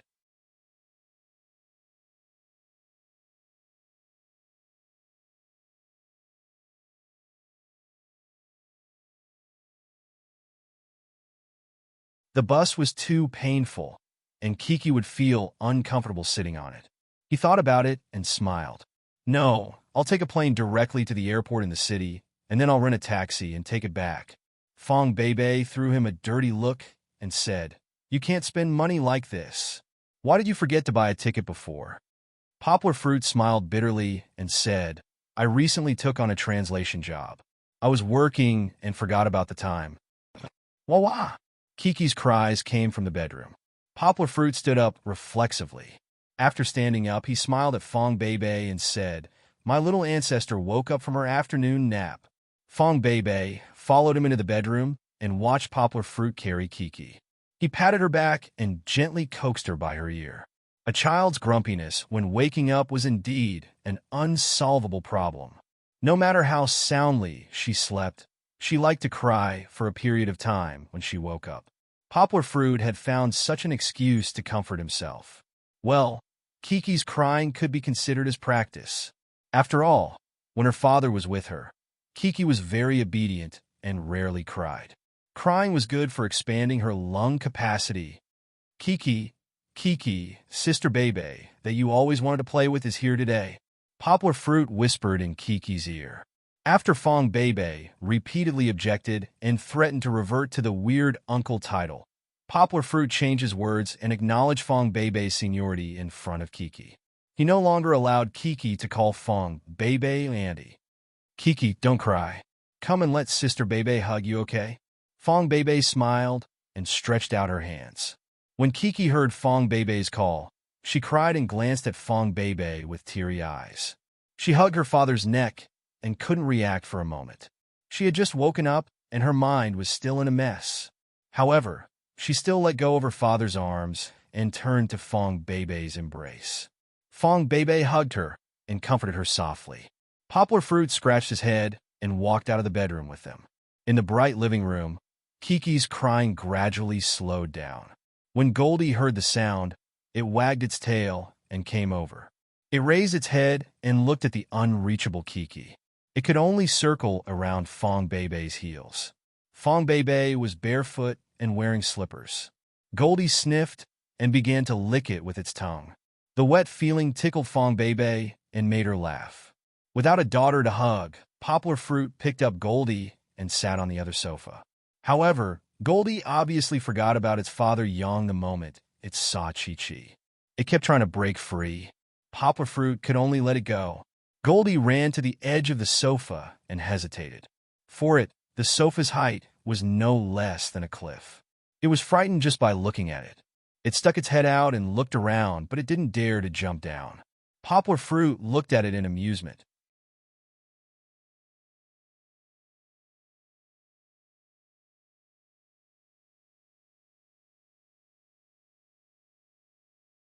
He felt that Goldie was very interesting and wanted to trap Goldie for a while longer.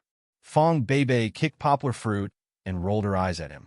She said, hurry up and put Goldie down. It's as fun as a child.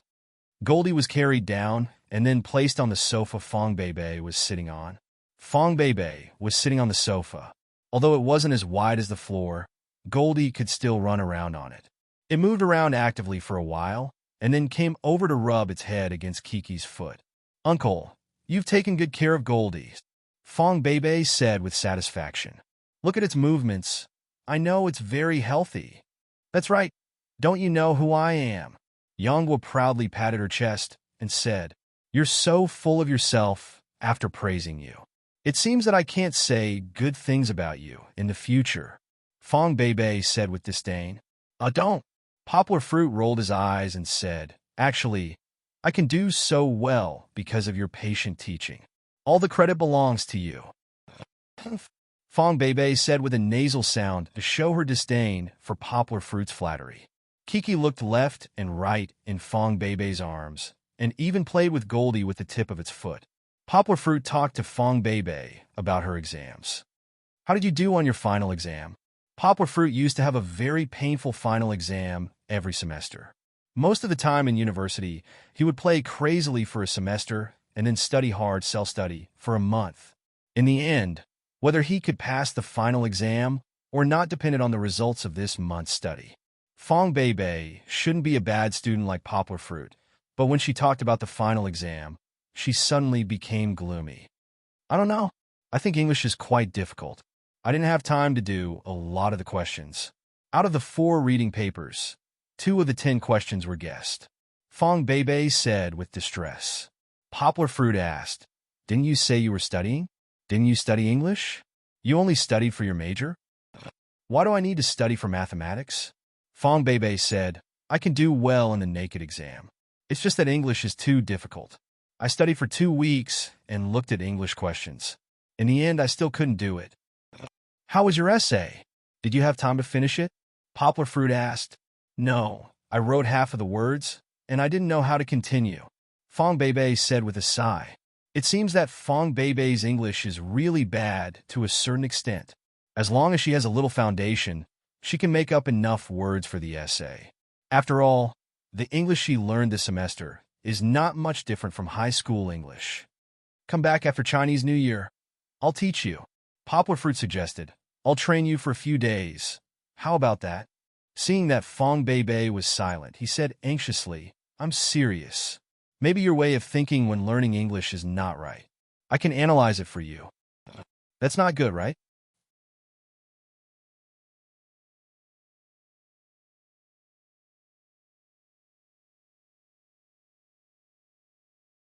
Fong Bebe swallowed her saliva and said, "You're quite busy too."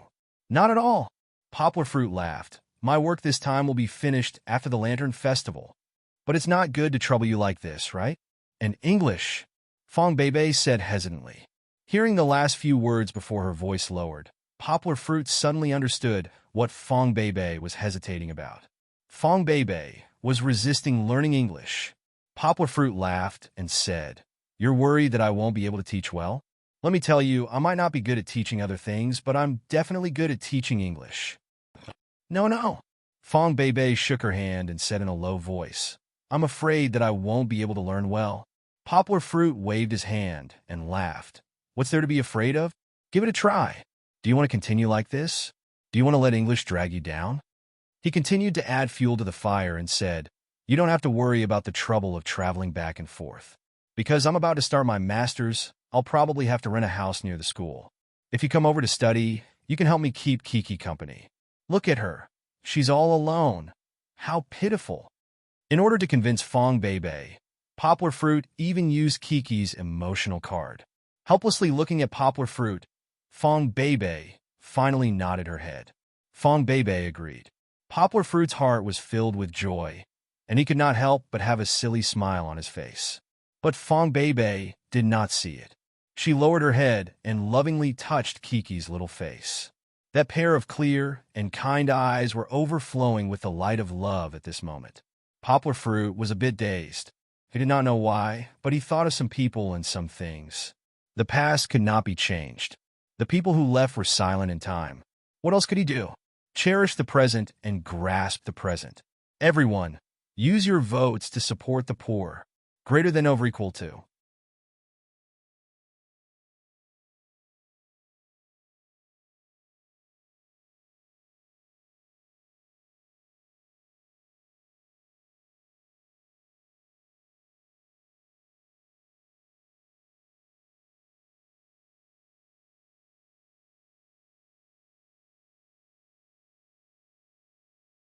Chapter 171.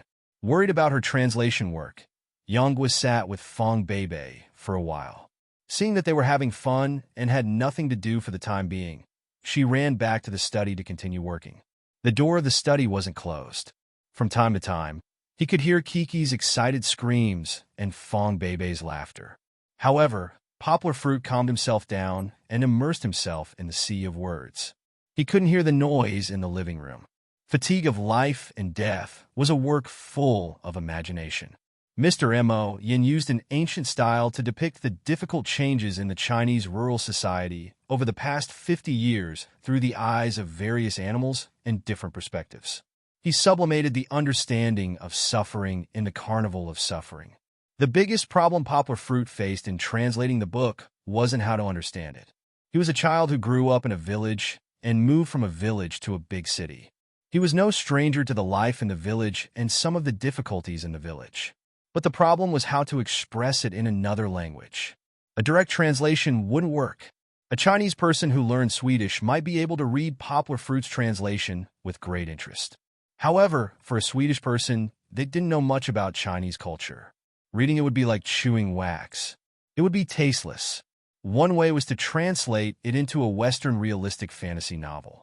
However, there was a flaw in that. Other people might be able to understand it, but the rich Chinese culture in the book would be gone. What was the difference between it and the other novels in the competition? Poplar Fruit didn't want to be sloppy with his translation. It was related to his professional ethics and personal beliefs. Therefore, his previous translations were always intermittent and bumpy. However, today, Poplar Fruit's translation was extraordinarily smooth. Many problems that had troubled him before seemed to have been solved. Vaguely, Poplar Fruit seemed to have found a way to balance and fit between the two methods. It was magical to suddenly be enlightened. In fact, many people would have such an experience. When they were frustrated or heartbroken, their minds would be in a mess, like a ball of cotton wool, and they couldn't concentrate on anything. But if there was a happy occasion, they would be energized all of a sudden, and they would be able to do anything easily. He didn't know if it was because Fong Beibei's mood had become bright and cheerful, but Yongwu felt that right now his thoughts were gushing out like a fountain. Character after character, sentence after sentence, scrambled to be the first to jump out of his head. His fingers tapped lightly on the keyboard. The rhythm was bright and fast, and the sound was continuous.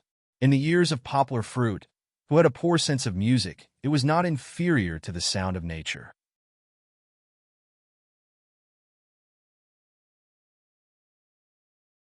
The exhilaration of translating one article after another was so exhilarating that it was impossible to stop. After an unknown amount of time, Poplar Fruit was happily writing when he felt a sudden pain at the roots of his hair.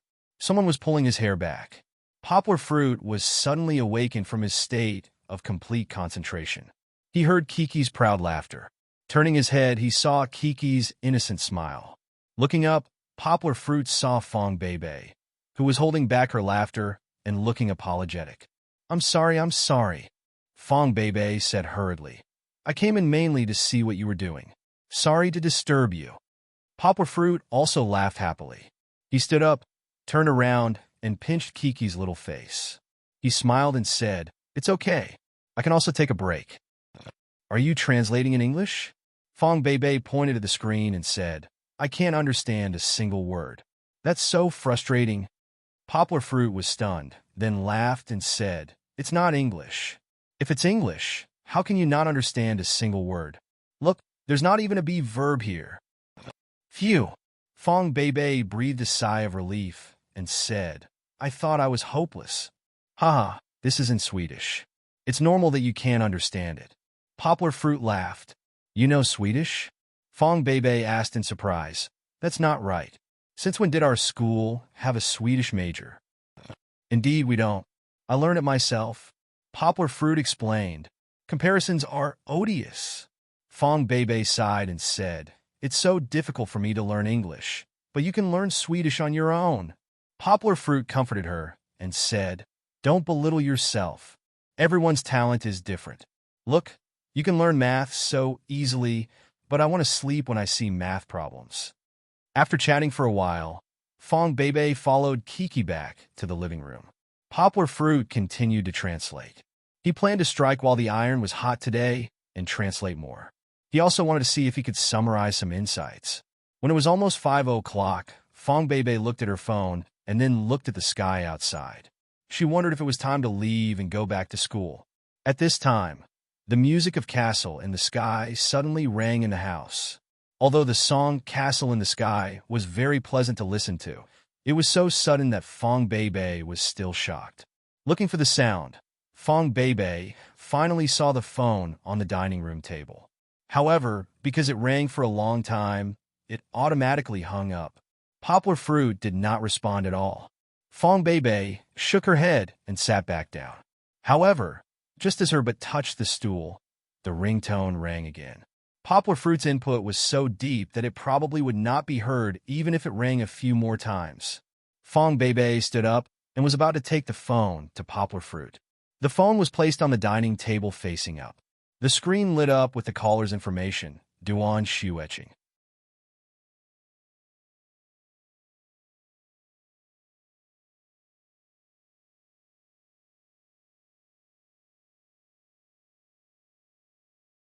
Fong Bebe's hand froze. This name should be from a woman, and it looked like a fairy.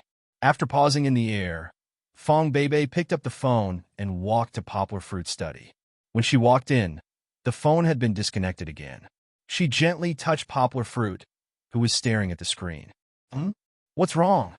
Poplar Fruit recovered and asked Fong Bebe. Someone just called you twice. I don't know if it's urgent. Fong Bebe handed the phone to Poplar Fruit. Oh, I didn't pay attention. Poplar Fruit quickly took the phone and opened the missed call list. It was Duan Shuetching. Poplar Fruit looked at Fong Bebe. He was a little hesitant, but he still pressed the call back button. Fong Bebe was not interested in staying in the room to listen to Poplar Fruit's call. She turned and went back to the living room. After a while, Poplar Fruit came out. He went into the bedroom and took a jacket. He put it on and said to Fong Bebe, Bebe, can you help me take care of Kiki? My friend needs my help. I'll be back soon. Fong Bebe opened her mouth and hesitated for a moment before nodding her head. Poplar Fruit smiled and said, Don't worry, I'll be back soon. Also, wait for me to come back, so we can eat together. Okay. Fong Bebe responded briefly. She watched Poplar Fruit open the door and leave. His back disappeared behind the door.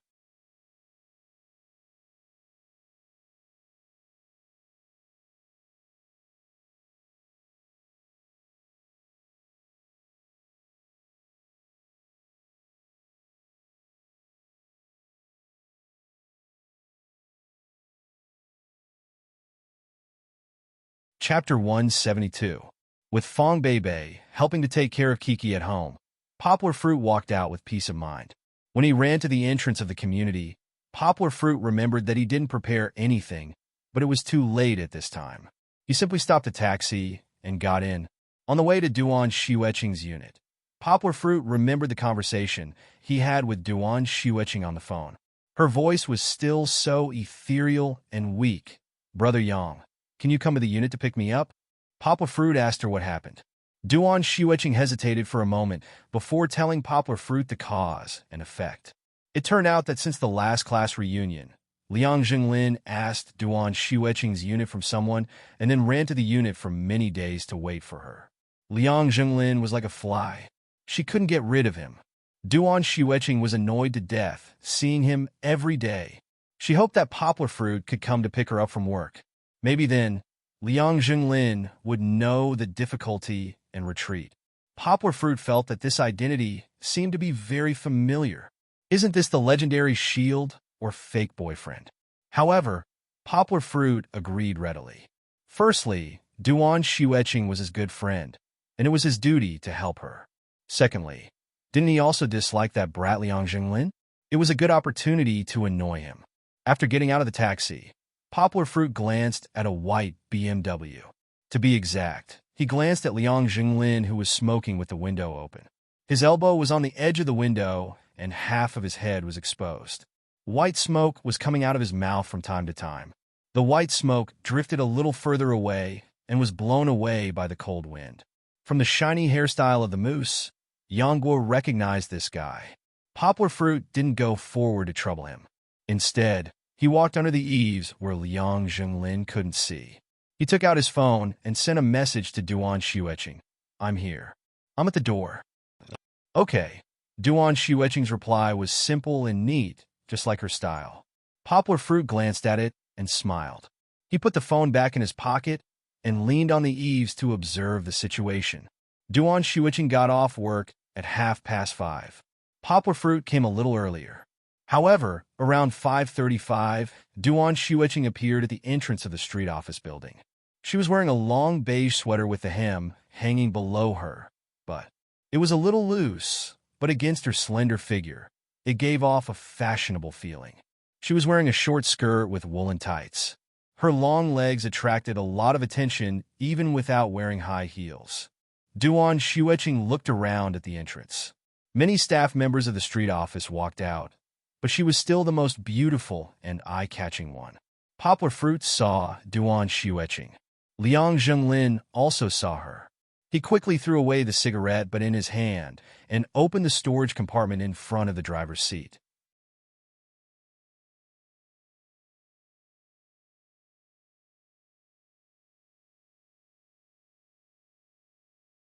He took out a breath freshener and sprayed it into his mouth. Then, Liang Jinglin looked at his hairstyle in the mirror. He picked up a big pot of red roses from the front passenger seat and opened the door to Duan Xueqing. The bouquet of roses was huge. There were about 99 roses in the shape of a heart. It was so big that Liang Jinglin could only hold it with both hands and welcome Duan Xueqing. He looked affectionately into Duan Xueqing's eyes and said, "Red, seriously, a treasure sword is given to a hero. Roses are given to a beauty. Xueqing, only this delicate and beautiful rose is worthy of your devastatingly beautiful face." Cries of admiration came from the side. Many women covered their mouths. Their eyes couldn't help but drift to the diamond-studded watch on Liang Jinglin's left hand and the BMW car key on his waist. Seeing that it was Liang Jinglin, Duan Xueqing knitted her brows. Liang Jinglin's strong cologne hit her nose. Duan Xueqing, who was obsessed with cleanliness, took 2 steps back in disgust. She was wondering why Poplar Fruit wasn't here yet. Didn't he say that he was already here? She dodged, but Liang Jinglin didn't let it go. He held the bouquet and rubbed his face. Then he leaned over and said affectionately, "Xueqing, be my girlfriend." Hearing this confession, the surrounding onlookers cheered loudly. "Excuse me, excuse me, excuse me." Duan Xueqing heard this voice, and her spirit was lifted. She looked over the bouquet. Liang Jinglin was still waiting for Duan Xueqing to say something, but he suddenly felt a force acting on his body. He couldn't help but be pushed to the side.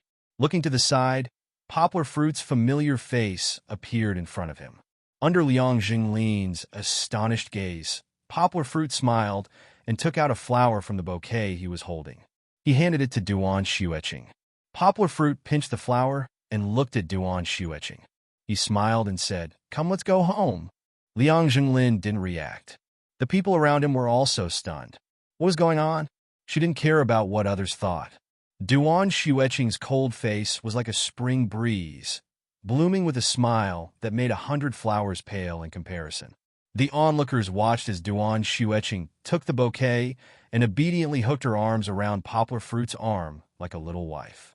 For a moment, the sound of glasses shattering fell to the ground. Poplar Fruit and Duan Xueqing walked for a while before Liang Jinglin finally reacted. He looked at the bouquet in his hand. The one in the middle had been plucked, and only a black hole was left. It was like an eye, mocking him for being stupid. Liang Jinglin threw the roses on the ground, then quickly walked in front of Yang Guo and the others, blocking their path. "Wait!" Xueqing, Where are you going with him? Liang Zhenglin asked with an unhappy expression. Move! Duan Xueqing coldly spat out 2 words.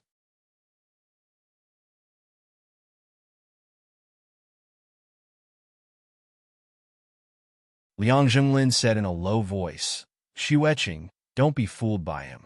He already has a child. Poplar Fruit's face darkened. What does it have to do with you? Duan Xueqing, who had a good upbringing, didn't curse in the end.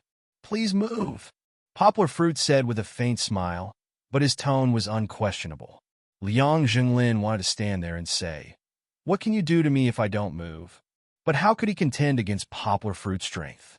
Immediately, he was pushed away again without any resistance. Liang Zhenglin's face was gloomy as he watched Poplar Fruit and Duan Xueqing hail a taxi and leave. He hatefully turned around and returned to his car with a stomach full of anger. He slapped the steering wheel and scolded, Fuck, that bitch who doesn't know what's good for her. She didn't take a BMW and instead took a poor taxi. He took out his keys and started the car.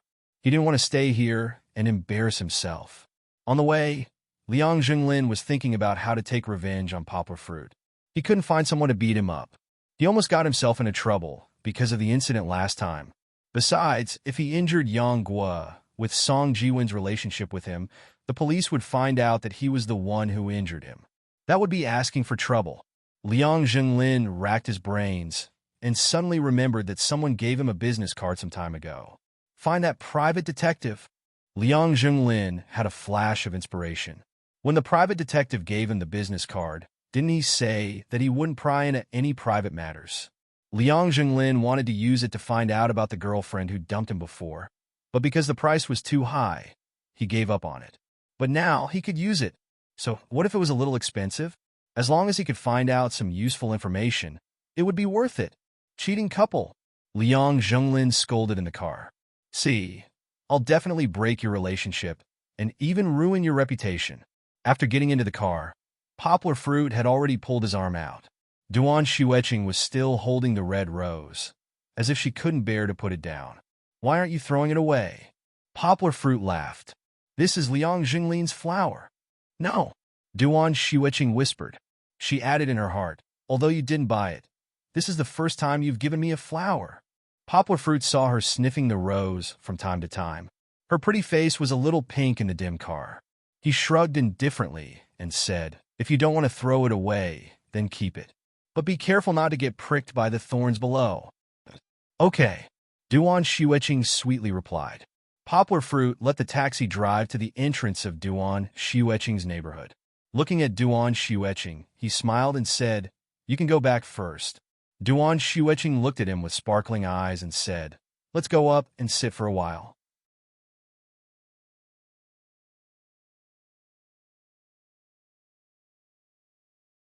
No need. It's not like I haven't been to your house before. Ha! Poplar Fruit laughed. Then let's go have dinner together? Duan Xueqing suggested. There's a restaurant that makes delicious fried rice. Poplar Fruit hesitated for a moment. He thought of Fong Beibei, who was still waiting for him at home. It was already past 6 o'clock. In the winter, the sky darkened quickly. In the blink of an eye, it was already night outside. She should be starving. Shaking his head, Poplar Fruit said, no, Kiki is at home. I have to hurry back. Duan Xueqing was a little disappointed, but she knew that Kiki was Poplar Fruit's favorite. She didn't say anything more. Holding the rose in her hand, she said goodbye to Poplar Fruit. She didn't turn back until she saw Poplar Fruit's taxi disappear from her sight. Poplar Fruit let the taxi stop at a restaurant. Then, he went in to order a portion of yam pigeon soup, a large portion of chestnut pigeon soup, and 2 portions of rice. When he got home, it was almost 7 o'clock. Fong Beibei was indeed a little anxious. Kiki was already tired and fell asleep.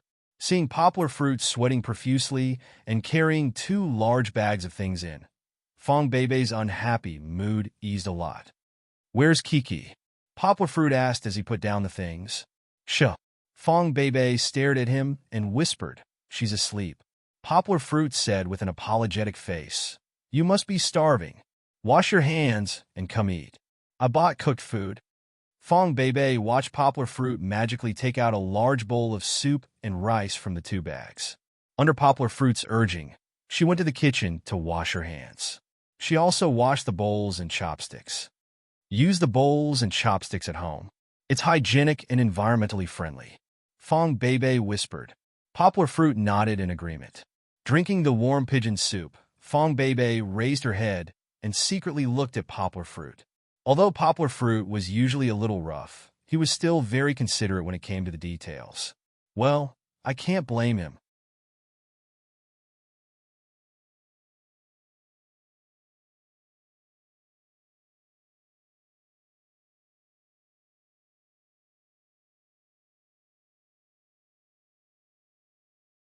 Chapter 173. Translator. Nyoibo Studio Editor. Nyoibo Studio. Time flew by, and in the blink of an eye, Chinese New Year was coming. This time, Poplar Fruit wanted to fly back to his hometown. But when he was buying tickets online, Poplar Fruit realized that he could not bring Jean Z on the plane. The customer service girl told him seriously that according to Article 44 of the China Civil Air Passenger Luggage Transportation Rules, if he wanted to bring Jean Z on the plane, the only way was to check it in. When he booked the ticket, he had to submit an application and provide an animal quarantine certificate. He could only check it in with the carrier's approval. The part that said the passenger should bring the animal to the airport on the day of boarding at the time specified by the carrier could be ignored. Poplar Fruit was stuck in the process. He did not have Jean Z's animal quarantine certificate. Jean Z was too young, and he wanted to wait for it to grow up before getting the relevant certificate. But now he was stuck. No matter how he begged or pleaded, the customer service girl did not give in. Well, it seemed that Jean Z could not go back home with them for Chinese New Year. Poplar Fruit's desire to own his own car was getting stronger. He made up his mind to buy a car after Chinese New Year. What about Jean Z? It was not appropriate to ask Song Ji-wen to take care of Jean Z. He also wanted to go back to his hometown, and it was troublesome to bring him around. In the end, Poplar Fruit looked for Fong Beibei. Fong Beibei's hometown was also in Nansha, and Poplar Fruit was relieved to let her take care of Jean Z. So, before returning to his hometown, Poplar Fruit carried Kiki and Jean Z to Nansha. As he was worried that he would bump into her family when he saw Fong Beibei, it was like a spy meeting in a spy movie. The two of them met in a secluded corner. Poplar Fruit gave Jean Z and Jean Z's food to Fong Beibei and agreed to pick Jean Z up after Chinese New Year. When they were leaving, Kiki was very reluctant. Poplar Fruit felt that her tears were for Jean Z and also for Fong Beibei. After returning home, the house that Poplar Fruit had paid for was finally repaired after 3 months. There was an advantage to living in the countryside. It was a lot of land, and with money, the house had doubled its size. They even built 2 floors. Poplar Fruit's room was on the 2nd floor, and it was a huge room. It was bigger than the living room and the bedroom. Poplar Fruit's room in Yangcheng. However, it was empty except for a newly bought bed and a wardrobe. Poplar Fruit's eyes. Since he was not at home, when he was not at home, the house was of studio everything, of his studio house. Everything else is fine, but the table is still needed. Poplar Fruit brought his laptop back to work. Poplar Fruit had no choice but to call his brother-in-law, Yang Cheng-wan, to buy one from the county.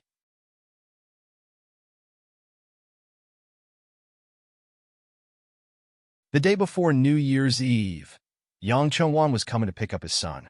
On New Year's Eve, Poplar Fruit carried Kiki on his back and ran around amidst the sounds of firecrackers. He stuck to the door, stuck to the tree, and even helped his dad, Yang Tai.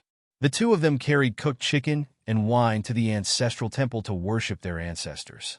Kiki was afraid of the sound of firecrackers. But when her father covered her ears, she also liked to watch the firecrackers explode one by one in the colorful flames. The firecrackers turned into thick white smoke and scattered red paper pieces on the ground. But she was also afraid of watching. The more she was afraid, the more she wanted to watch. Kiki's heart was conflicted. Speaking of which, after Poplar Fruit graduated, he could finally spend a full New Year's Eve with his family. In the past, when he worked in a foreign trade company, he had to go to work on New Year's Eve according to the country's regulations. Poplar Fruit could only return home early the next morning. Moreover, as a newcomer, he had to return to work early on the fourth day of the new year. He had very little time to accompany his parents at home. Now that he was a freelancer, he could come and go freely. Watching the Spring Festival Gala on New Year's Eve was a tradition in Poplar Fruit's family. But today, Poplar Fruit obviously couldn't watch the Spring Festival Gala properly. He was overwhelmed with calls. The first call was from Zheng Yujie. She pretended to be concerned and asked about Poplar Fruit's translation progress. Then, the topic immediately changed to Poplar Fruit. As she was thousands of kilometers away, she couldn't enter Poplar Fruit's life. She could only understand him through a few words over the phone. But that was enough. Listening to Poplar Fruit's voice was blissful. Leaning on the windowsill, Poplar Fruit looked at his parents.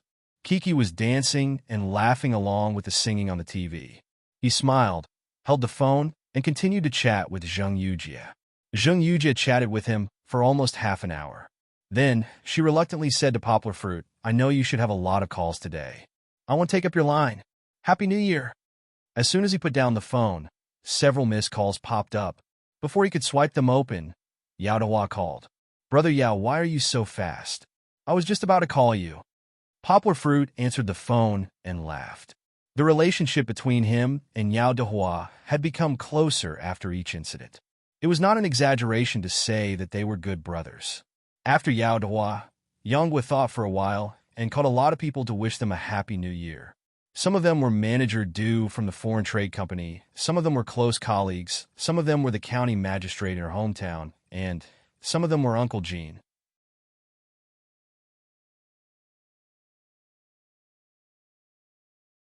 Needless to say, his godparents, Song Jiwen, He Wenjua, who had gone through hardships with him, was also there.